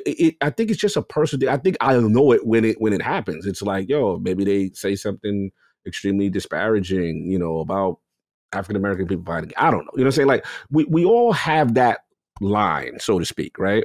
So I want to be mindful of that. But also, I think we have to be careful with I want to be careful with my words here. I don't want to say moral grandstanding, but we have to be careful with imposing our beliefs on others. Because at the end of the day, you can't get mad if that person doesn't feel that way. That's just how they feel. They like, it's not serious to them. And it's a personal choice. I still stand by that. So great discussion piece. We're going to have my man on. I said, look, in fairness, because one thing about me, I like to be fair. Even if I'm on the other side, I want him brought up. So we're going to do that right around when HogLeg drops and bring him on and get him in the realm and just talk about it. You know what I'm saying? Just see where he stands with it kind of thing. But yeah, this is a great question. This is a great one. I will say this. Like I said before, let me stop saying I can't say the streets have said. I really think you can. It's your thing, man.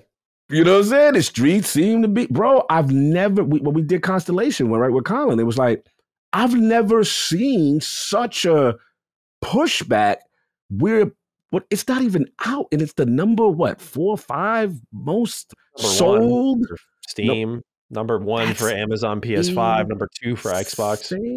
That's insane to me, and to me that shows a disconnect, and it shows that I think there is a position out there that is now rising against cancel culture. I'm just going to be brutally honest. I feel that there's a strong contingent that like we don't like cancel culture, and we're gonna push back and we're gonna support, and that's what's going on right now. That's how I'm reading the room. But I don't want to keep rambling. No, you're not rambling at all. I think it's a perfect setup because, like, there's a lot of people who say, well, the only way we can strike back at JK is by not supporting this, by not even just through her collecting royalties and not being involved in the project at all. Like, this is one of the few ways we can do it. And for a lot of people who are anti-cancel culture, like, it's exactly as you said. To them, there are a ton of people who are in my replies like, oh, I'm just buying out of spite now. Like, I'm just buying, like, I'm not even playing it. I'm just buying. I'm like, I've heard that. It's your money. I mean, I wouldn't even catch me doing that, but like, that's your money. You can do what you want, but that's their way of fighting cancel culture is like, well, I don't give a shit about Hogwarts Legacy, but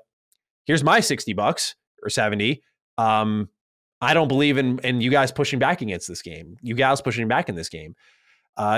It's definitely highly contentious, as I learned in my video. I mean, I already knew going into it, but it was the first time on my channel I ever tackled politics in a meaningful way, like just really diving deep into it. And it was interesting because the video reception wasn't bad at all, but like people were just arguing.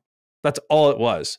And I was going through the comments and I didn't really see many people taking strong issue with anything I said. It was more just like, it's this that J.K. Rowling said, or it's this that the boycott exists. Like, there are just two sides of this spectrum here that are both incensed, completely incensed. And I personally, I wouldn't say I did it intentionally, but walked the line of, like you said, I understand why, the boycott exists for people, because it's their way of exercising their right to say, I don't agree with J.K. Rowling. I don't agree with what she stands for. She can go fuck herself. So I'm not buying this game, and I'm going to encourage people to not do so. Then you got people who are like, JK's right. She didn't do anything wrong. She's not even involved in the project, or I don't care. I'm buying this. I think the problem really comes down to the harassment on both ends. I think the problem truly lies in the fact that, let's say you're boycotting the game and you're saying, okay, if you support this, you're a transphobe.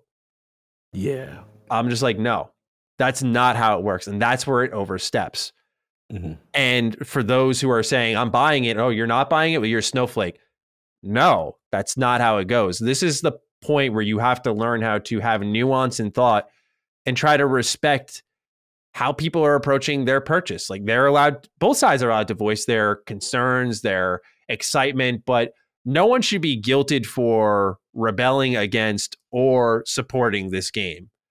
Because in my opinion, if you don't like what JK has said in the past, you have every right to not do that. But also, she's so far removed from this project, as far as I'm concerned, that, I would argue that you're not really doing anything wrong at all by buying the game. And beyond even that, it's the nature of boycotts. I think our industry has a really bad problem with like trying to punch up to everything that they have a mild issue with. So it's everything we're pushing back against. And eventually, because we're seeing a boycott for, I want this gun in the game, all the way up to screw J.K. Rowling, they start to lose complete meaning of why they exist. Where I feel like if they're trying to deliver a message with the boycott, message not received from many people, because it's just another boycott in gaming. And there's always that problem. So I think those are the two. It's the harassment. And I just don't know if it's a well-advised boycott, because Rowling isn't working on the game. So it's one of those things where as I've said from the start, like, I get it. I totally understand why you want to push back. I'm not saying you're wrong for doing it, because you're allowed to feel that way. Absolutely. But I just feel like it's a product of a bigger problem in our industry on conversation when you disagree, which I don't know if that'll ever be solved, but also just how we choose to push back, right? Yeah, and again, they tie together. It's like, if you choose to push back, you should not be trying to drive an ally to your cause by saying, well, you're this or that. The labeling. That's what it is. That they dig their heels. Both sides dig their heels, right? Yes, there's no solution-oriented focus from either side, really. No, that's a fantastic point. I think that you nailed kind of the essence of what I was trying to say. And again, I've been really trying to be sensitive. Obviously, been looking at it on another perspective. And same. The only thing I will say is that, to play devil's advocate, if I am the affected group, then it's going to hit harder for me, right? 100%. Right. But to your point, it's kind of like, yo, I'm not messing with that, right? But I don't go, Maddie, yo, if you buy that, that's what you said. What does that say about you towards me? I'm not necessarily going to internalize it that way. That's your choice. I'm not rocking with it. You know what I'm saying? But you see what I'm saying? And I think that's where, like I said, we don't know in community, like, how to respectfully agree to disagree. I think that's part of it too. And yeah, I mean, this is, we ain't going to hit it. As it gets closer, this thing is still heating up, but I'm glad you brought it up. Not going to stop. Go for it. Sure. It's not going to. It's a shame. But yeah, I agree. I think more understanding from both sides could go a long way here. Yeah, I think, especially on the boycott front, I think people label it as pandery or whatever the hell they want to call it, but it's really just like, it does require, to understand that boycott, a little bit of trying to put yourself in someone else's shoes and how they may feel, and that's tough to do. That's tough to do for a lot of people. So I think just the reasonable minds are not. A wise man did say that. A wise man did say that. Minds quote can right differ, there. right? So reasonable minds can differ. Love you, Hog. Miss you. Get better, brother. Miss you. So that's what's going on with HogLeg, 6 Days of Fallujah, all those controversial video games. At the end of the day, we'll still tackle the tough subjects here on DD. We'll talk about what's going on with HogLeg if it's relevant. But thank you, Alex, for writing in. Let's get into the news now. Number one, Microsoft currently holds 220,000 jobs, but Satya Nadella has just announced that they are going through 10,000 layoffs, which will be completed by the end of March. Some of those who were laid off are within the HoloLens and engineering divisions. Xbox and Bethesda employees are not immune to this either. Specifically, Lords of Gaming has broken the news that 343, developers of the Halo franchise, has seen massive layoffs. The Redmond, Washington-based studio once held 450 employees at its peak, but had seen a reduction of at least 60 people. Lords of Gaming says that these layoffs specifically targeted those working on the single-player component of Halo Infinite. This follows the departures of 343 head Bonnie Ross, as well as Director of Engineering David Berger, which both happened in September of 2022. One such employee at 343 was not fired, but has decided to make their exit amidst all the chaos. That person is Joseph Staten, head of creative at 343. Jason Schreier states that Bloomberg has learned Joseph is leaving his position at 343 and is making his way back to Xbox Publishing. Separately, Bloomberg has stated that Bethesda Game Studios, currently developing Starfield, has also been impacted by the layoffs. Microsoft states their reasoning is, quote, in response to macroeconomic conditions and changing customer priorities, end quote. Business Insider reports that the tech giant was deliberately targeting, quote, underperforming employees, end quote. So, Cog, your squad was on the scene for this one mostly. Obviously, our thoughts, our best wishes go out to those who were affected by these layoffs. We know some of them do listen to our show.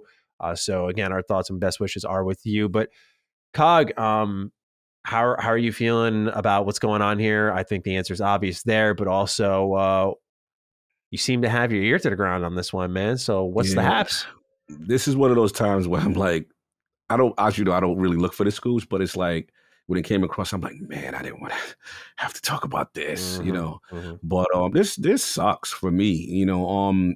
It hits homes on multiple levels for me.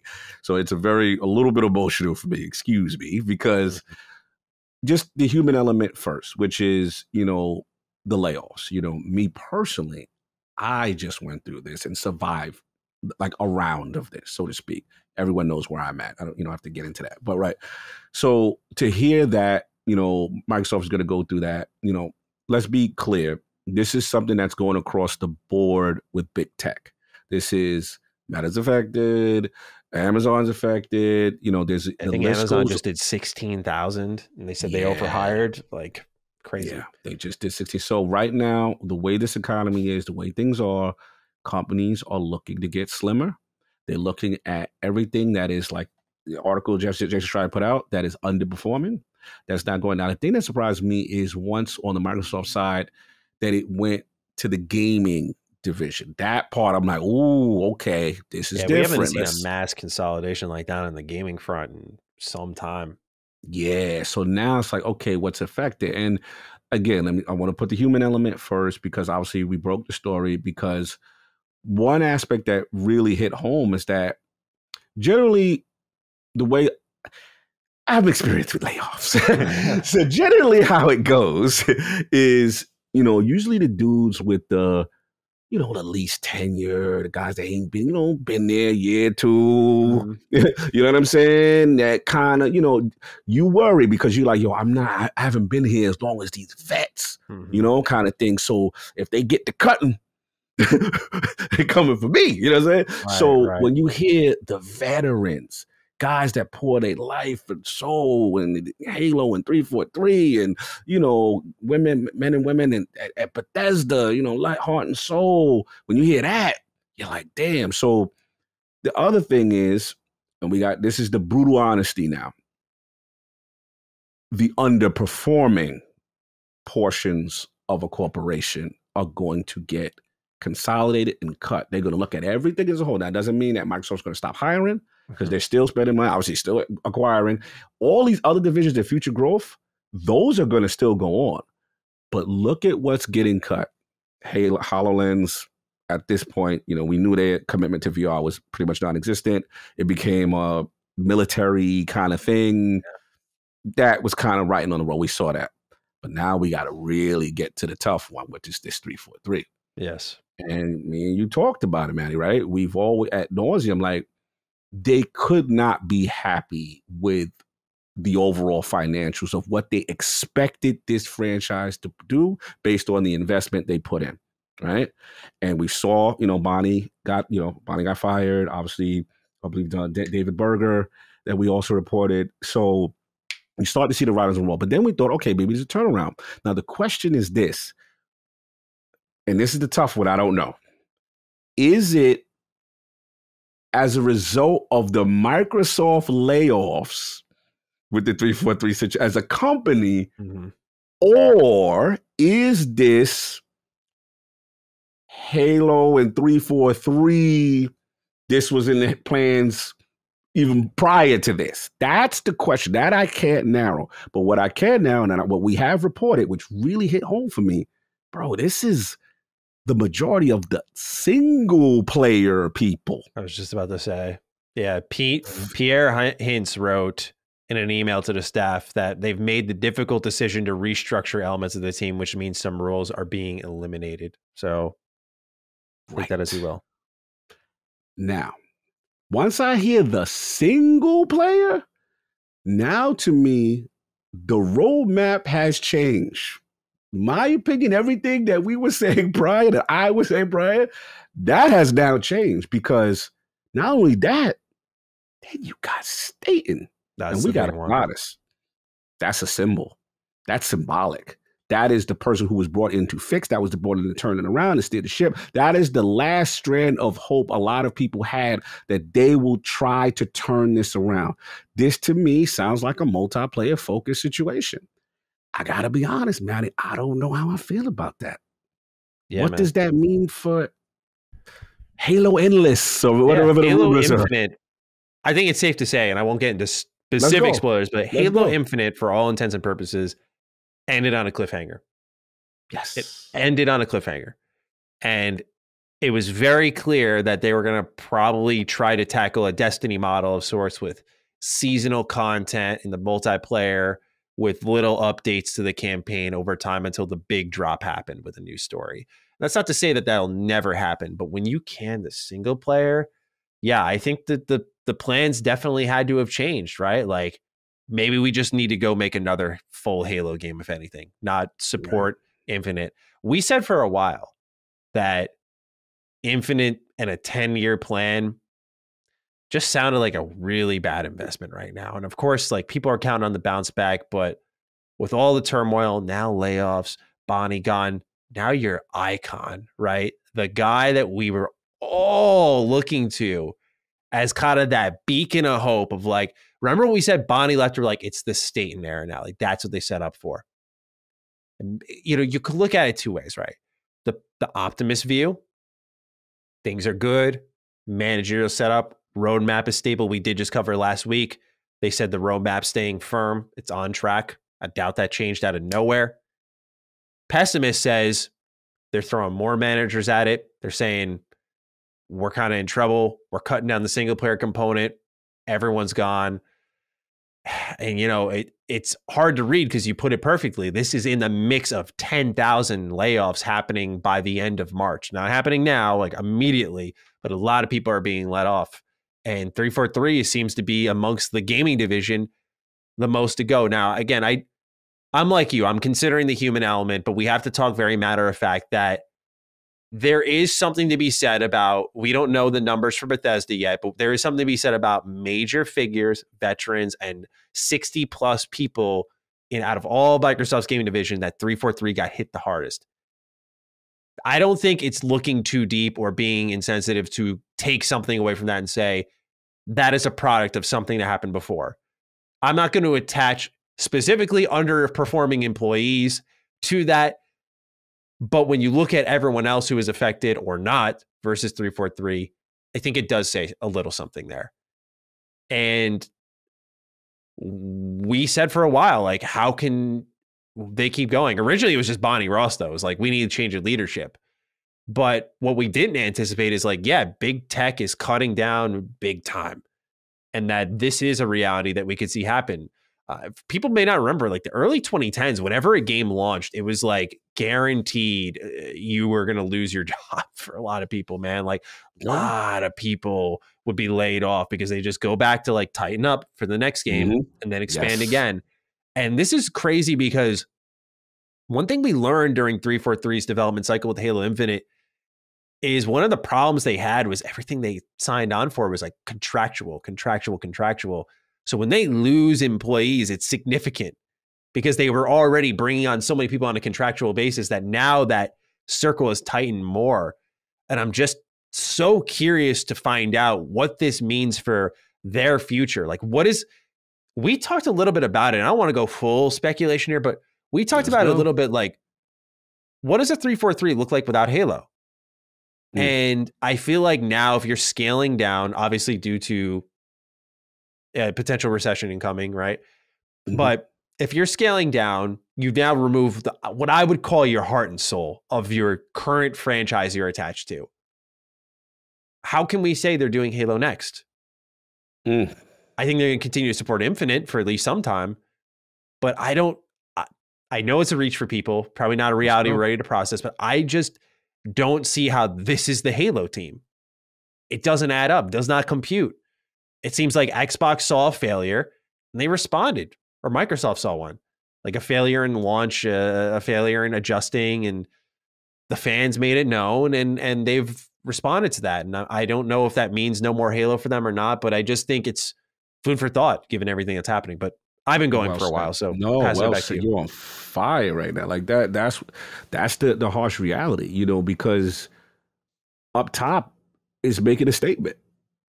Look, in that report, it literally says underperforming employees. And we're not going to try to be completely just personalize it, but I'm going to look at it as a unit. Which units, which subdivisions are not giving us the financial capital we expected, and where could we cut where we think this is almost like a sinkhole. We're investing, but what are we getting out of it? And maybe, see, this is where remember when, you know, our site, Lords of Gaming, reported about, you know, what was going on in the direction. And then we heard the rumors, the rumblings of the whole Unreal Engine thing, right? And what we were hearing. Then we just heard, maybe recently, maybe about 2-3 weeks ago, we heard, oh no, it's not, right? It's staying slip space, right? And that was in direct conflict with things that we were hearing. So to me, it's either one, they knew this is coming. So why even continue to invest? And the question now becomes, what about all that other stuff that was quote unquote planned, right? There were big things planned for this quote unquote comeback. We heard, was it Certain Affinity was working on content, right? Yeah. Was it the quote unquote battle royale mode? We heard about Halo, the Endless, a kind of like a just boom, reinvigorated, get right back in there. What happens? So to me, let's just be really honest. This does not sound like any of that's happening. We just got to be honest. Like the optics does not show when Joe Staten leaves and he's going to go publishing. That kind of says like if he left, right? If he left and wasn't fired, it's almost like, well, what do you need me for? Is how I took it away from it. I'm like, okay, I'm going to go then. Exactly. Yeah. Exactly. Because you're not, the message is we're not staying the course. This project's done. That's the optics I could go by just right now based on the information presented. It may be different. I hope I'm wrong. I can just go by what I'm presented. But yeah, this is really, really sad, you know, as far as the Halo franchise and what's happened. And look, last thing we're gonna be, look, we gotta. I hate to do this because I'm not trying to dance on people's graves, but these are the things we were upset about. For the people who keep saying, listen, Xbox fans, gamers, I'm just going to say gamers. I'm just going to, bro, this is why I say, and you said, like, don't rush stuff out. For what? We're here now. Mm-hmm. This does not look good. Right? So if we're here now and we say, hey, if this thing will launch just with it, because and the sad thing about this, Maddie, this game is actually good. It's not a bad game. That's the sad part. If people that played it that know we played that multiplayer is fun as hell. You know what I'm saying? Like, you played that campaign. Was it perfect? No, but it was good. It was solid. It had the feels. It was a good attempt. Worth believing in. Yeah, it was like, okay, we could build off this. This is still solid, right? But damn, you didn't give it any content to breathe. When you put it out there, it had no sustained content to live. And now, could you imagine if you would have had that Forge, like we said? Yeah. If you would have had that co-op campaign, like we said, and you would have launched with it and waited. That's why I said, stop trying to put this on my Starfield. Leave my Starfield. I told Todd, you take your damn time. Don't listen to these experts. This is what happens. You see what I'm saying? Are we happy now? I got to do it again, Batty. To these people that was all on us. It got to come out. Why? So you can have a fictional list. So you can. I told you, it's all about list wars with these people. Yeah. So it's got to go. Look what we got, bro. In November, December with a Forza. Let Forza bring. It was no need. Are we happy now? Do you believe it now? That's where I'm at. Well said. And also affected Bethesda Game Studios. This one is a shocker. So for those who don't know much about Bethesda Game Studios, an average tenure at this company, it's gone on record multiple times, 1 decade. They retain employees like it's no one's business, which is exceedingly rare in gaming, but it shows how they keep their employees happy, at least to my knowledge. But them losing staff is significant as well. Obviously, because lives are affected, but on the front of Starfield, still aiming for this first half, probably the end of this first half at earliest. You know, you gotta think about, like, why are we trimming that down? And especially just the fact that they were affected at all is a crazy thought in general, because they just have, again, retained as years have gone by. Not that they haven't had anyone leave the company or been fired or whatever, like, but they hold on for a while. So seeing them affected by this as well is interesting. And this is the product of, or I shouldn't say the product of, this is something we also have to think about. This is the ugly side of mergers and acquisitions. When that happens, consolidations come. And, you know, it shows that I could see some people at Bethesda being a little annoyed, like, would I have lost my job if this never happened? Like, if that acquisition never happened. And so it is the ugly part of it, right? That now Microsoft owns it and they're like, okay, we got to make some business calls here. We got to make some business cuts here. Like, what's best for us? It's not about what's best for Bethesda anymore. So it's a whole different ballgame now. And again, this is kind of the uglier side of that. No, it's valid. It's valid. You know, listen, I'm Lord Acquisition. You know, I have no problem being fair. And listen, that is definitely valid. Well, only pushback would be just that the alternative. I always say, you know, Cog says, hey, you're right. You're owned by someone else. Maddie's right. You're at the mercy of what happens when you're owned by someone else. You're absolutely right. And if that someone else says we're making cuts, hey, right? So the question is, if we were on our own, my only pushback would just be, and it's a slight one, that we knew what Bethesda was doing pre-Microsoft acquisition. Could they have even sustained themselves entirely without acquisition? Fair and point. that's just all I say. That's all I say for the people it's totally fair, who though. don't like it. Yeah, and the fact that this is industry wide, man. Everyone's kind of, we're seeing all the big boys going through it right now, and it's just a weird time. But it's sad. It's sad, and I'll give you this though. I was surprised to see Bethesda mentioning anything. To be honest, yeah, I'll be honest. You thought the almost priority would be like, hey, they're still kind of fresh. Like, I just want to hold on to them for optics' sake. But they see, obviously, that's the thing. We're doing all this without seeing the data. Like, as of this time, I checked while we were recording. Like, Joe Staten hasn't said anything yet. That'll probably be like next week's show, whatever he says about his exit. But like the fact that he's gone. That is so that is, bro. That was mind blowing to me. It was a choice. It was a choice. Either way, it would have been alarming. Like, it was fired, it would have been like, okay, they're clearly saying, like, we don't need you at all. But the fact that he was like, all right, then I'm out. Wow, man. Yeah. And the thing is, with 343 at Lord's Game, we was able to report, you know, over 60. The thing in Schreier's article, which I'm looking at now, it just says some people at Bethesda Game Studio, maker of upcoming Starfield, as well as 343, were affected. So I don't have the official number, but then they do say some of them who lost their jobs are veterans, those who have been with Xbox for more than a decade said the people who were asked not to be named because they obviously were unauthorized. But I'm dying to know what the actual number is at Bethesda. Yeah, it's probably small because Bethesda Game Studios, they're the biggest they've ever been, but they're still not as big as other AAA teams. So I wouldn't be surprised if it was in like the teens at most. Right.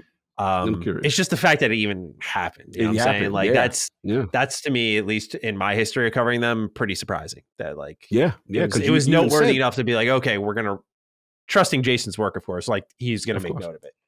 Right. No, absolutely. Good. And you made a fantastic point, which is the history. Like, they've notoriously had that strong history of retainership, and you're with this company for a long time. So this is something that definitely I didn't see. Well, again, our best wishes go out to those affected, and we hope you land on your feet, of course, and keep moving swiftly to the next job. But until then, man, I mean, just crazy news that developed today as we record this. 10,000 people, again, are going to be getting laid off of the 220,000 job workforce as part of Microsoft by the end of March. And just for clarity, usually this stuff kind of goes in waves. So not everyone's may not be, it may still be something coming. I'm just being honest. Like that's how it was told to me. So I still even myself, like there could be more uneven is what you're saying. Oh yeah. This thing doesn't mean this thing. Sometimes it's literally like in a wave or a shift. And it's like, okay, in the next 2 weeks or the next month, it's this way. Those people gotta be on edge, man. So it's a tough time. It's uneasy. I always tell people, don't go crazy with the financial commitments. Be smart and start plugging because I've been there, but it's not fun. It's not fun. It's one of the worst feelings you can go through. I know that feeling. Yeah, absolutely. So again, best wishes to everyone affected by this. Absolutely. Number 2, we received an update on what to expect for Developer Direct. Spotted by Klobrille, here's what the Xbox Wire website in Germany had to say about the event. You may notice a key distinction this time around. Quote, look forward to exclusive insights presented by developers of Arcane Austin, Mojang Studios, Turn 10 Studios, and ZeniMax Online Studios. The Developer Direct will focus on fantastic features, rich gameplay showcases, and first-time shared release dates for great Xbox titles coming in the coming months, including The Elder Scrolls Online, Forza Motorsport, Minecraft Legends, and Redfall, end quote. So, my friend, I said when we learned about this show that, it'll be a W if they get us some release dates. And it looks like that if Xbox Germany is to be trusted, that's what's occurring here. Yeah, shout out to Xbox Germany. If this is the case, this is huge. This is what Mr. Mad Plays wanted. Like this is they want the dates, man. People are tired of waiting, so they definitely want that energy. They do that. That's a W. You get hard and fast dates, big time. And my thing is, I want to know. Obviously, Redfall, of course, but Forza to me is going to tell me so much when that drops. Yeah, honestly, because I think it's great. Like this is the thing is the reason I think release dates are so important to emphasize in this time around is number one, like people have been patient. You're coming off the Game Awards. People are wanting something from you. But I also think I'm not projecting when I say this, but these aren't like Starfield is kind of the one that I think people would be happy to just see. But I think with these, to kind of gain even more interest on them, right? To gain that Minecraft Legends, I think Forza's pretty well established, but to gain like Redfall interest, Elder Scrolls Online, is to be like, and this is when you can get it. Like, you like what you saw, mark it on your calendar right now when everyone's looking. Like, that's what I think they need to do here is kind of set the tone, come out strong, right? If you come out weak, I don't think it brings that confidence that like your platform is a much watched show. Like, I want Xbox to reach for that Nintendo Direct status, right? Like, hey, we need to have this must-watch TV type of platform where you don't know what's going to show up. And that's why I love to see if they were able to, and I don't want to create this expectation. I don't know if they'd ever do it, but they were able to kind of conjure up some surprise tucked in there. Like we talked a bit about ZeniMax, right? If they were to be like, one more thing, just so you know, you never know what'll be here at a Developer Direct. If they were able to kind of inject that in, I don't know if the timing's right for them. End of January, is it a good time to announce a brand new IP that could be at your summer showcase? It's up to them. They know more than I. But if they could do that on top of all these release dates, I think that sets the strongest possible tone. Obviously, the game's looking good. helps a lot, but we know we're going to get gameplay. So right now, they're checking all the boxes on the Maddie list. Yeah, it sounds probably. I even like the name. I like they just went with direct. I like that it's developer direct, which shows me that it's less personality focused. It's kind of formulating together in the right way. They still got to execute. We got to see how it is. You got to not be boring. We got to get to the game. But no trebuchets. Exactly, no trebuchet. But look, I'm liking how it sounded, so I'm excited to see what it do. Yeah, so I figured it'd be kind of fun. Like, what's your list right now? I'm thinking. What you thinking? I'm thinking. We doing release dates for what's we doing? I'm thinking we doing? Minecraft Legends. They said spring for that, right? Sounds about right. Go with March. I feel like they want to have 4 months in a row. If Starfield can come out in June, I think they want to have 4 months in a row. So I'm thinking Minecraft Legends in March. Forza, I've always had nailed is like April. That's such an April game. I don't know how to define it, but Forza's got to be April. Redfall, the leaks help, right? The leaks help put this in order. I'm going May, and then Starfield, I just think needs the most amount of time. June, the earliest.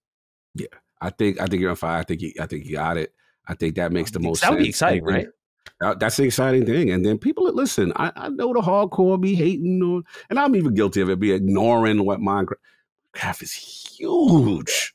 That'll be a big game for them. Maybe not for our show. For them, not for our show, but for the rest of the world, you know what I'm saying? The numbers do what the numbers do. But no, I think that's a good cadence. And then just like bam, bam, bam, bam. You've got a major exclusive in your service that's quality, and it sets the tone off for the year, right? That would be a great start. And then, like I said, you put that Starfield, whether that late June, whatever, outside, if it's in that pocket, now you're cooking. I'm like, okay, then what you gonna do for the second half since you got the whole list lined up? You know what I mean? That's what that becomes for me. So we'll see. Yeah, man. But not much longer. And when you think about it, like that showcase ends, we're at the end of January. If something's coming out in March, it's just like we're knocking on the door here. And then if you think about when they want to do that Starfield developer direct that they've promised now, you'd have to imagine that's within, I would hope, I don't know this, but I would hope February, March, we finally see something. So we could have an active couple of months here with Xbox, which is exciting. Like we'll always have something to talk about and something coming out. Like, ooh, about time. We've been waiting for this moment for so long. We have no idea. Yes. All right, last bit of news here, and then we'll get into our Game Pass pick of the week. Another touchy subject. Like I said, this is going to be a tough show, but today we're talking about Justin Roiland.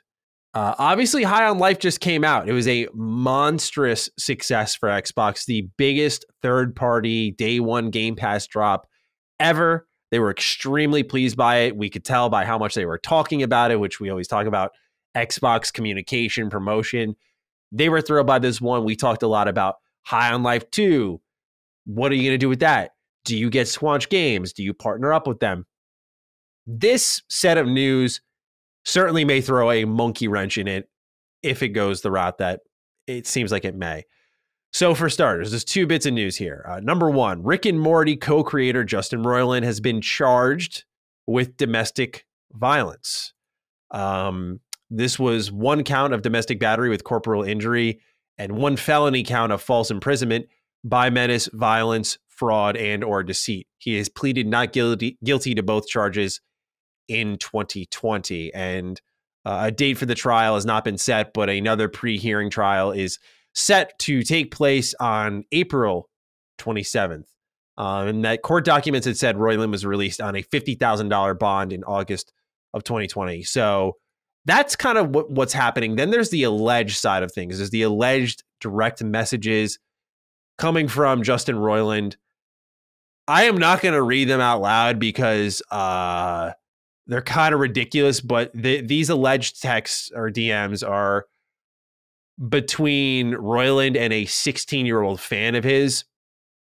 And if true, they're nasty, man. They're nasty. There's also one of DMs of Roiland talking with, I believe it was a musician and former editor who did the concept album in 2015, Ali Gwertz. I apologize if I mispronounced the name, but she also posted some interesting DMs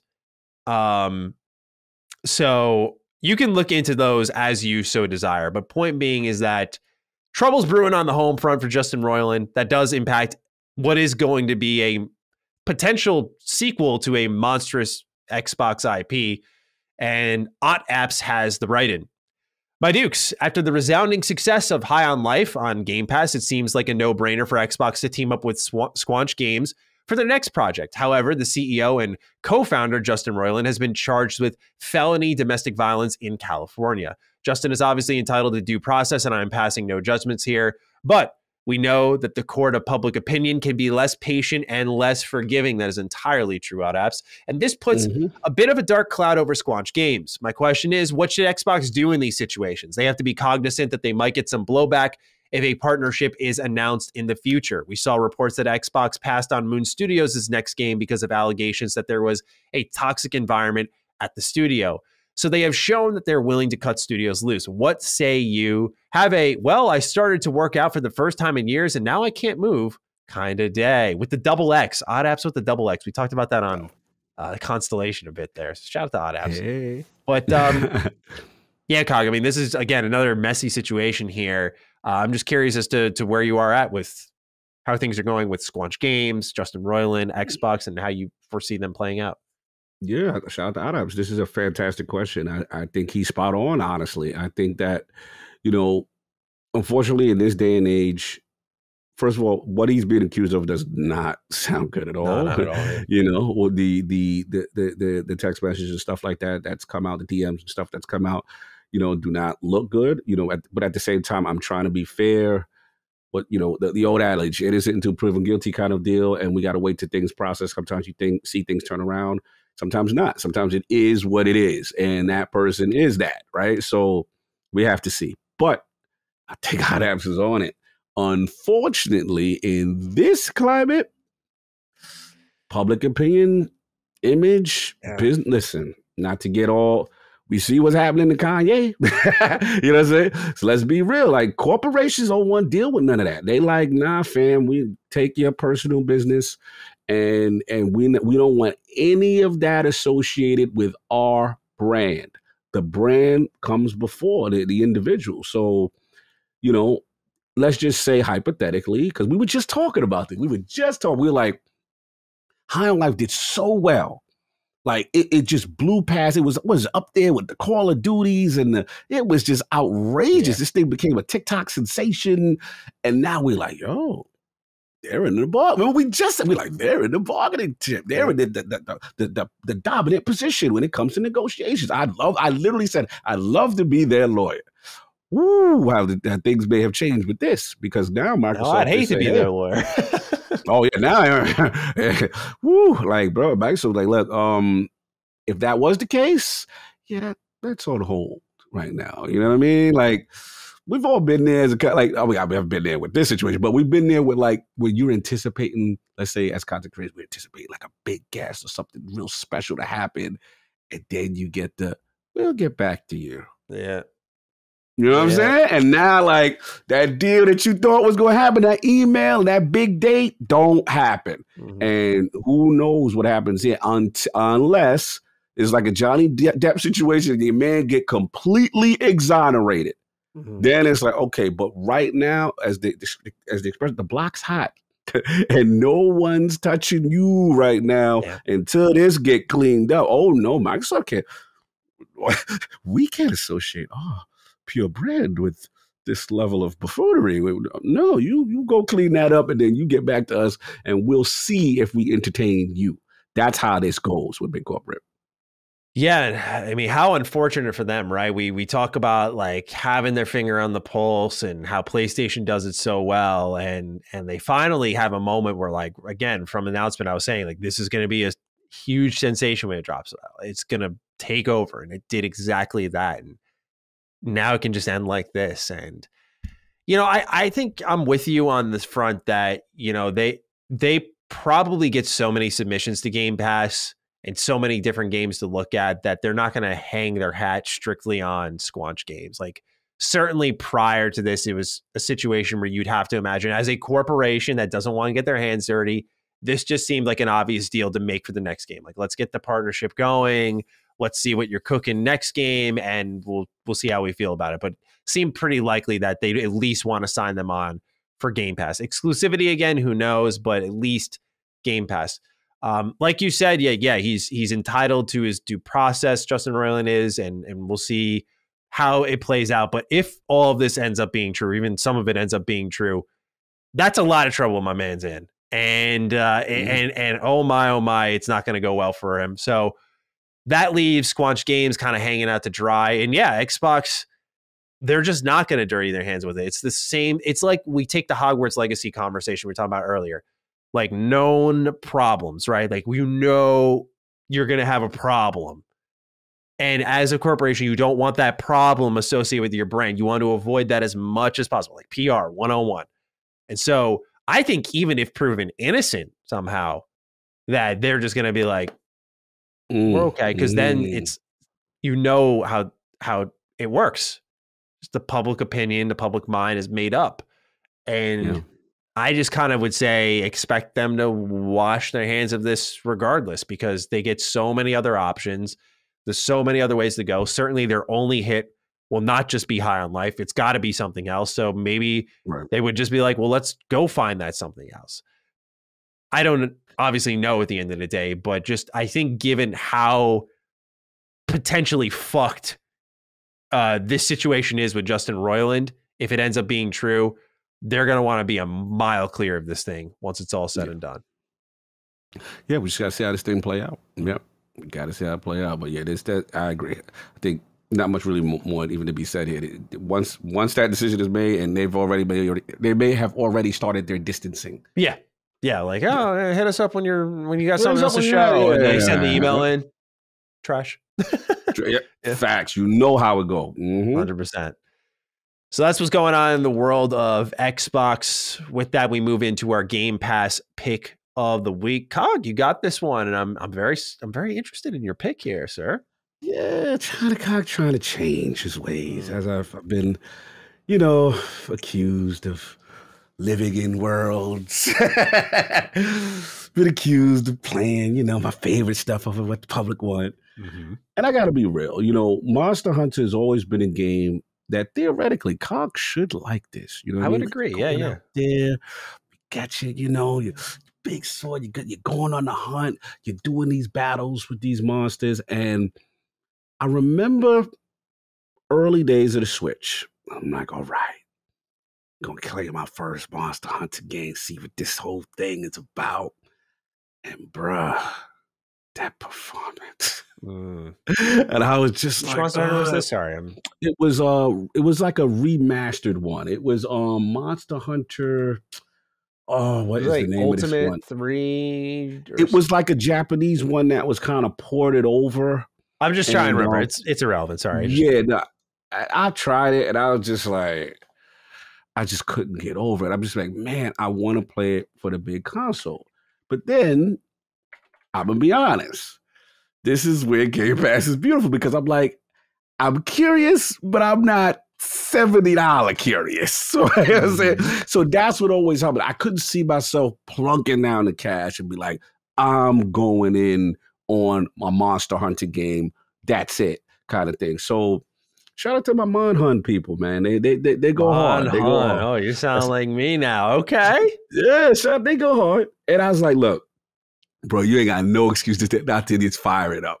Listen, to see a Capcom game on Game Pass is a big deal to me. Yeah. To see this franchise on Game Pass is a big deal to me. You know what I mean? And I think it's huge. I like that it's free from the Switch in this case. And it looks good. And this was the key. Co-op. Some multiplayer aspect from my understanding. Right? There's a multiplayer aspect component to it. So I'm just curious. So I'm like, you know what? Let's give this thing a shot. Let's just see what it do. You know what I mean? So I'm assuming you are the veteran here. Things I need to, because it's coming out soon. So are things I need to be wary of? I played about 20 hours of this on Switch. I actually didn't drop it because of performance or anything. I was game sharing with a friend. The game share messed up, and so the playthrough just kind of died. But this is on the queue. Like, this is a thing that my friends and I are going to download and play together. How much history do you have with Monster Hunter? Not much. Not much at all? Okay. I'm kind of new for the most part. Yeah, this one feels like a hybrid of, I want to say, World and Ultimate is what comes to mind. And what I love most about this game that you should be ready for is the fluidity. And especially, I haven't played it on PC. Capcom was nice enough to forward me a code, but I never got a chance to play it. But I never played Monster Hunter Rise on a console outside of the Switch. So I thought it felt fluid and good on the Switch, Cog. Gotcha. Now we're talking about off it on next-gen hardware, all the bells and whistles. So prepare yourself mentally for that, because I think you're going to be surprised at how good it feels. Because one thing that I didn't like about Monster Hunter World, I know it's part of the charm, right? I totally get it. But when I played games like Toukiden, God Eater, like I know they're not the Monster Hunter games. They're kind of inspired by it.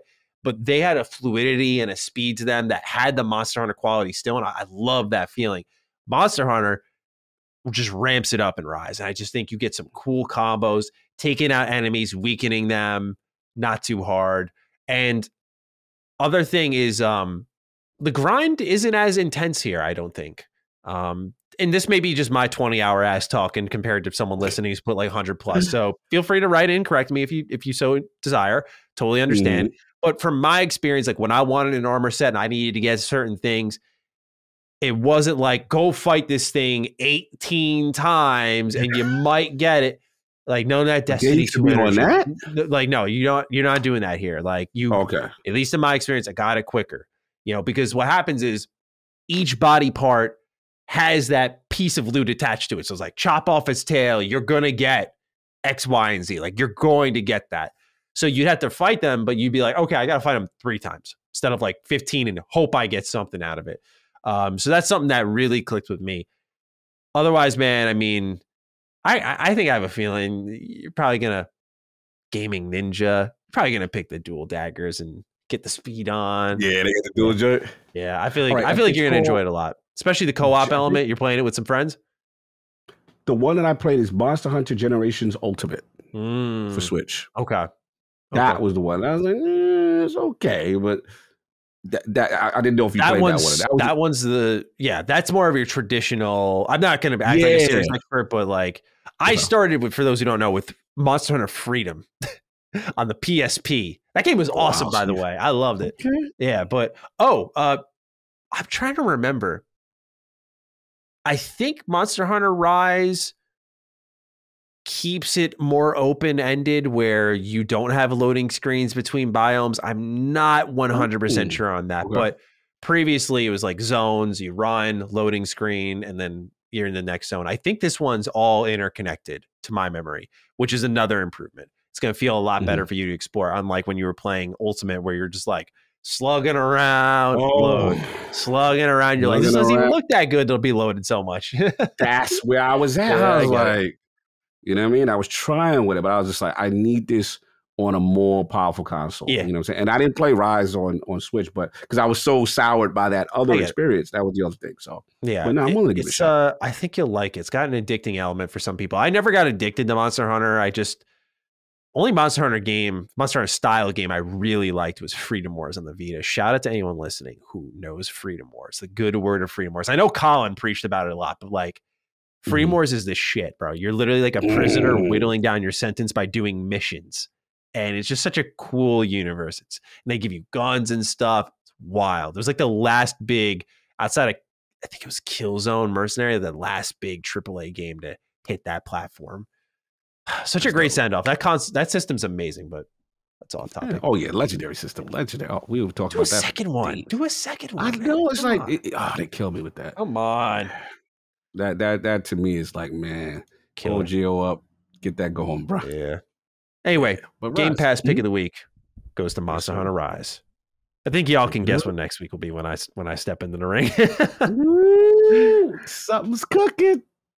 Ending question. Here we go from One Biologist 81. Dukes, I've been thinking back nostalgically about midnight game launches.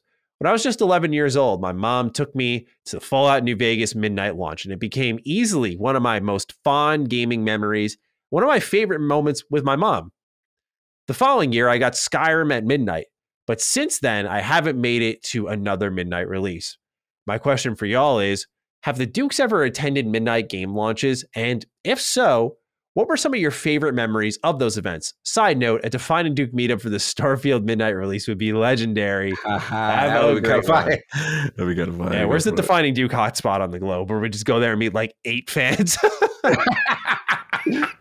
That is true. I even think about that. All 8 of y'all based in the New York, New Jersey, tri-state area. No doubt. Midnight releases rule. I'm curious to hear some of your experiences with them, some favorites. Yeah. Oh, I love them. That is true gamer stuff. I think I got 2 like pockets, either the one surrounded by game releases and the one surrounded by console releases. Yes, same. So I'll start with the game. It's got to be Halo. Halo 3 was epic. It was epic for me, bro. Like I was just out there. Everyone's, you're out front of that GameStop. You're on that line. You get in your place.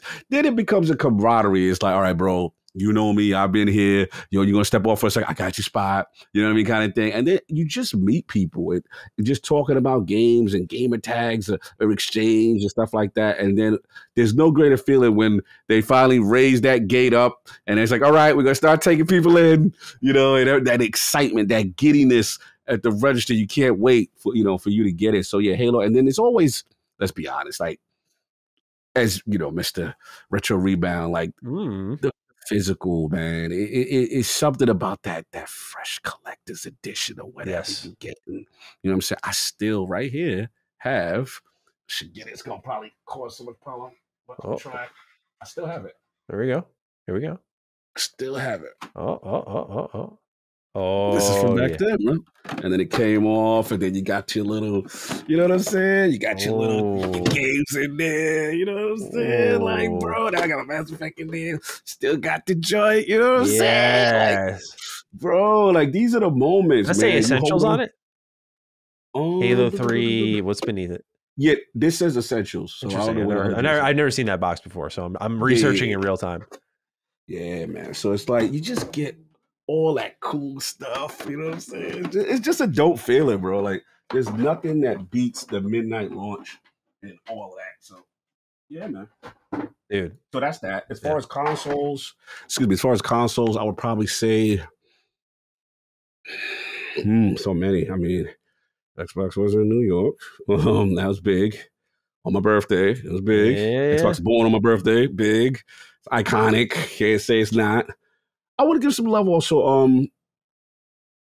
PlayStation 2's launch was crazy for me. Like, in a good way. Like, it was a thing. It was hard to get. And that was like the whole Blu-ray player thing. I mean, yeah, it was a Blu-ray? No, DVD, excuse me. DVD player thing at that time. And then I remember we were outside of a Sony style, me and King, and we were seeing like Mad, and they were showing the games playing, the Tekken, and we was like, oh my God, look at the mouse move, bro. Look at the sprites, bro. Like, it was just, it was a thing. So I would say those two, and the Xbox launches were big. But I'm curious about yours, because I know this is what you do. This is Mr. Batty. This is his whole persona is based off this. So I want to know, what was your favorites? Let's see here. It's funny, for the consoles, I was very lucky growing up where my parents would like surprise me on Christmas Day with a lot of them. So I actually have more memories of consoles with that.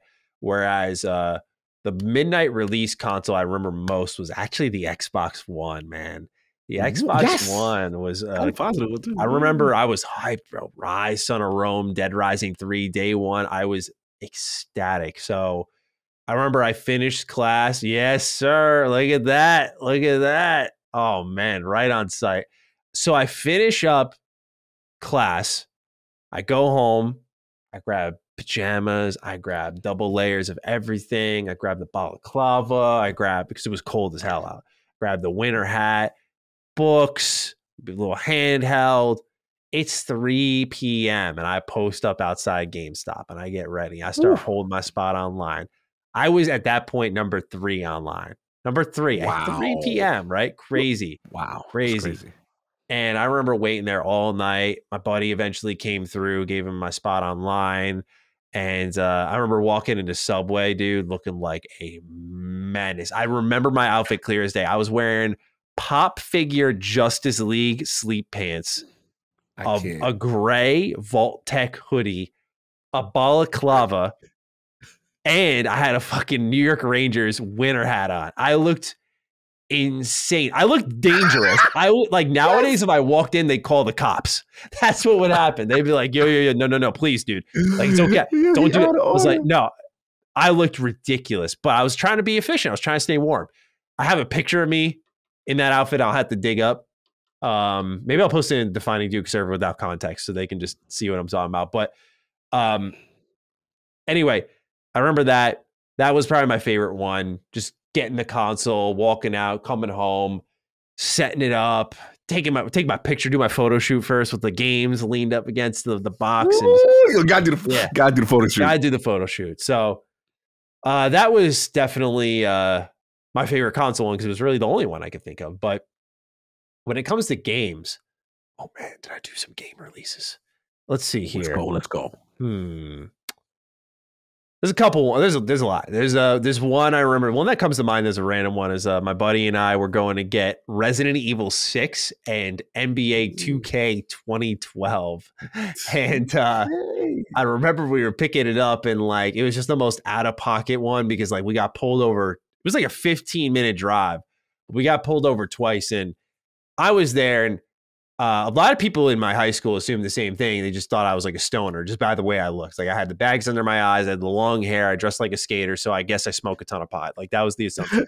Cop pulls us over, and next to my foot, my friend changed his headlights, and he was just saying on the ride there, he's like, "Yeah, I just changed my headlights. Like otherwise, we got pulled over."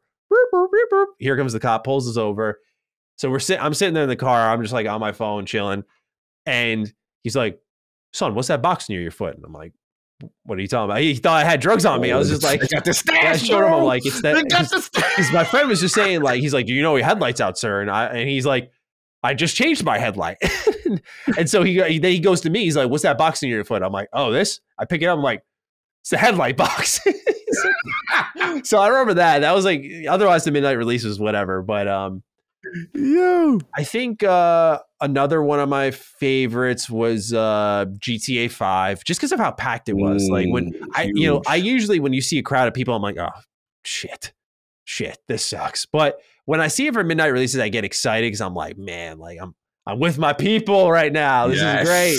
More the merrier. And I don't want to sound weird when I say this, but like you get like when you look at people, I don't want to sound like I'm judging a book by its cover, but like you see someone, you're like when I was at the Pokemon Scarlet and Violet midnight release, I was seeing people. I'm like, huh, it don't look like a gamer at all. Like even though Pokemon's so popular, I just find that aspect of it interesting. Like seeing who plays games or seeing familiar faces that you didn't know were interested in it. That was cool too because like it's a small community. So that was always awesome. But I remember GTA 5 just being packed, man, out the door, down the outside, packed, loaded up. But Scarlet and Violet actually goes down as one of my favorite midnight releases because I was there by myself. That was like a first time for me. Usually I go with a friend. So it was kind of like a little sad at first. I was like thinking back, I was like, yeah, it's kind of is a shame. Like, I used to do this with my buddies all the time, but like no one who lives near me is into gaming anymore. So it's kind of like, well, I'm not going to stop going. I love doing it. So I'm just kind of chilling there, minding my business. And then I kind of just like started to piece it together. I'm like, this is my first midnight release since the pandemic. The last time I went to one was, I think it was Dragon Ball Z Kakarot. And that was like no line, 5 people tops. I literally came in, picked up my game, went home, like no hype, no excitement, just thanks. All right, I'm going to go play. And I remember that, thinking of that while I was online for Scarlet and Violet and going, yeah, it's great to be back. Like it felt normal for a moment. I was like, wow, this is what I've been waiting for so long. And I didn't even realize it. I didn't think we'd have this again because with GameStop on the ropes, so there's just a handful that really come to mind to me that I had a lot of fun. I think Pokemon just has fun midnight releases because they just have like goodies and tons of people show up and the excitement's there. And like, it's funny because most people who are there are like middle-aged, young adults and whatnot. So it's awesome because it's like you see how generational it is. Absolutely. I remember one, I still got the picture. It was one of the UFC games for 360 that came out. And that's when the UFC games were really getting good. Oh. They were really, oh man. And I believe that's the one that had Anderson Silva on the cover. and I went to the release at not too far from Manhattan Mall downtown, like 34th, the big GameStop. Yeah. Bro, Bus Hire Man Dana White pull up. Wow. I got the picture, Young V and Dana with that release. I was like, yo. And at the time, this dates myself because at the time, MMA was still not allowed in New York. Wow. And I'm like, bro, you got to get it. He's like, bro, it's going to happen. I'm telling you, we're going to make it happen. They're being stubborn. And it took years still after that. You know what I'm saying? But I remember at that time, you couldn't have MMA in Madison Square Garden. No New York venues were carrying traditional UFC. And the games were hot. I got to send you that. I still got that picture. Dude. That's awesome. That's awesome. See, I've never had that because I was in like a small town growing up. So for me, it's just like no big wigs pulling up at my midnight release. That's awesome that happened for you. Yeah, he pulled up. He must have wanted to see how the game was going to do. Mm-hmm. And that was like the 34th Street one is like the central hub, almost headquarters for most of the GameStops in Manhattan. And you know what I'm saying, overall. So yeah, that was what we used to go to reserve the big releases. Right, just by nature of New York City and just packed in general. Insane line around the corner, dudes. We on the sidewalk. It was crazy. That was the one we used to go to a lot. Yeah, it's just about the wait, right? Like every midnight release is the same, right? You get online, you wait, but it's that wait and the talks that you have while you're there online with your fellow gamer. It's awesome. It's your brother. I ain't go front. I used to get jealous because as you get older, you learn to do them right. You bring food, you bring your portable. Yeah. Like I used to get so jealous of the dude that he did it right. He had the deck chair. Yeah, that's what I brought to the Xbox One release. The lawn chair. I posted up, bro. I'll be so jealous of y'all. Yeah. I'm like, damn, I should have done that because them feet start hurting. And you're up and down for the next like 5 hours. Up, bro. It gets real. That's when you know you love gaming. Yes. True. Which UFC was it, by the way? I gotta get the picture, man. I'm trying to remember. I'm gonna say I think they had one with Anderson Silva on the cover. So UFC game. I'm gonna Google like it. Two, maybe? They were really good. I think they were THQ games. Hold on. THQ. Wow, I didn't remember that at all. Hold on, Anderson Silva. Let me see. Some professional podcasting. Yes, sir. I'm curious just because I didn't even remember that, but you're right. Like Undisputed. This looks about right. The first UFC one? Undisputed. I just don't know which one. If it was Undisputed 3-2, I got to do the timeline because whenever it wasn't in New York. So I'm going to assume whenever UFC is before UFC was in New York, that's when it dates it. But I feel like it's Undisputed 3. The UFC Undisputed games are very, very good at that time. Yeah. They were like competing.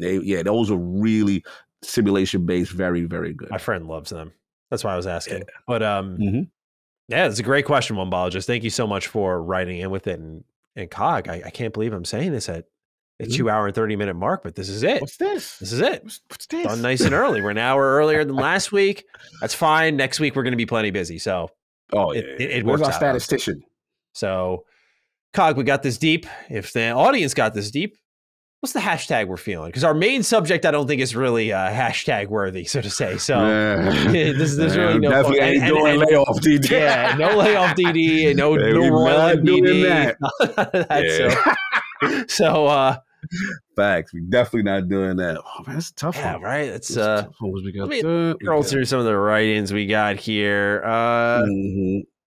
We got stats. We got our feet held to the flame. We got call out DD. Yeah, I kind of like that. Yeah, we got a lot of call outs. We had normally I don't stack like 6 write-ins and then before we begin section, but I was like, man, there's just so many call outs here. Like we got to answer the bell. So we'll do that. That's a good one. So if you got this deep into the show, you can use the hashtag calloutDD. Tag us on Twitter. I'm at G27status. That is at Lord Cognito. We look forward to hearing your thoughts on the episode with the hashtag calloutDD. Otherwise, if you don't want to do that, you want to go into the YouTube comment section. We'll see you there. Use the hashtag calloutDD. Leave your thoughts on the episode there.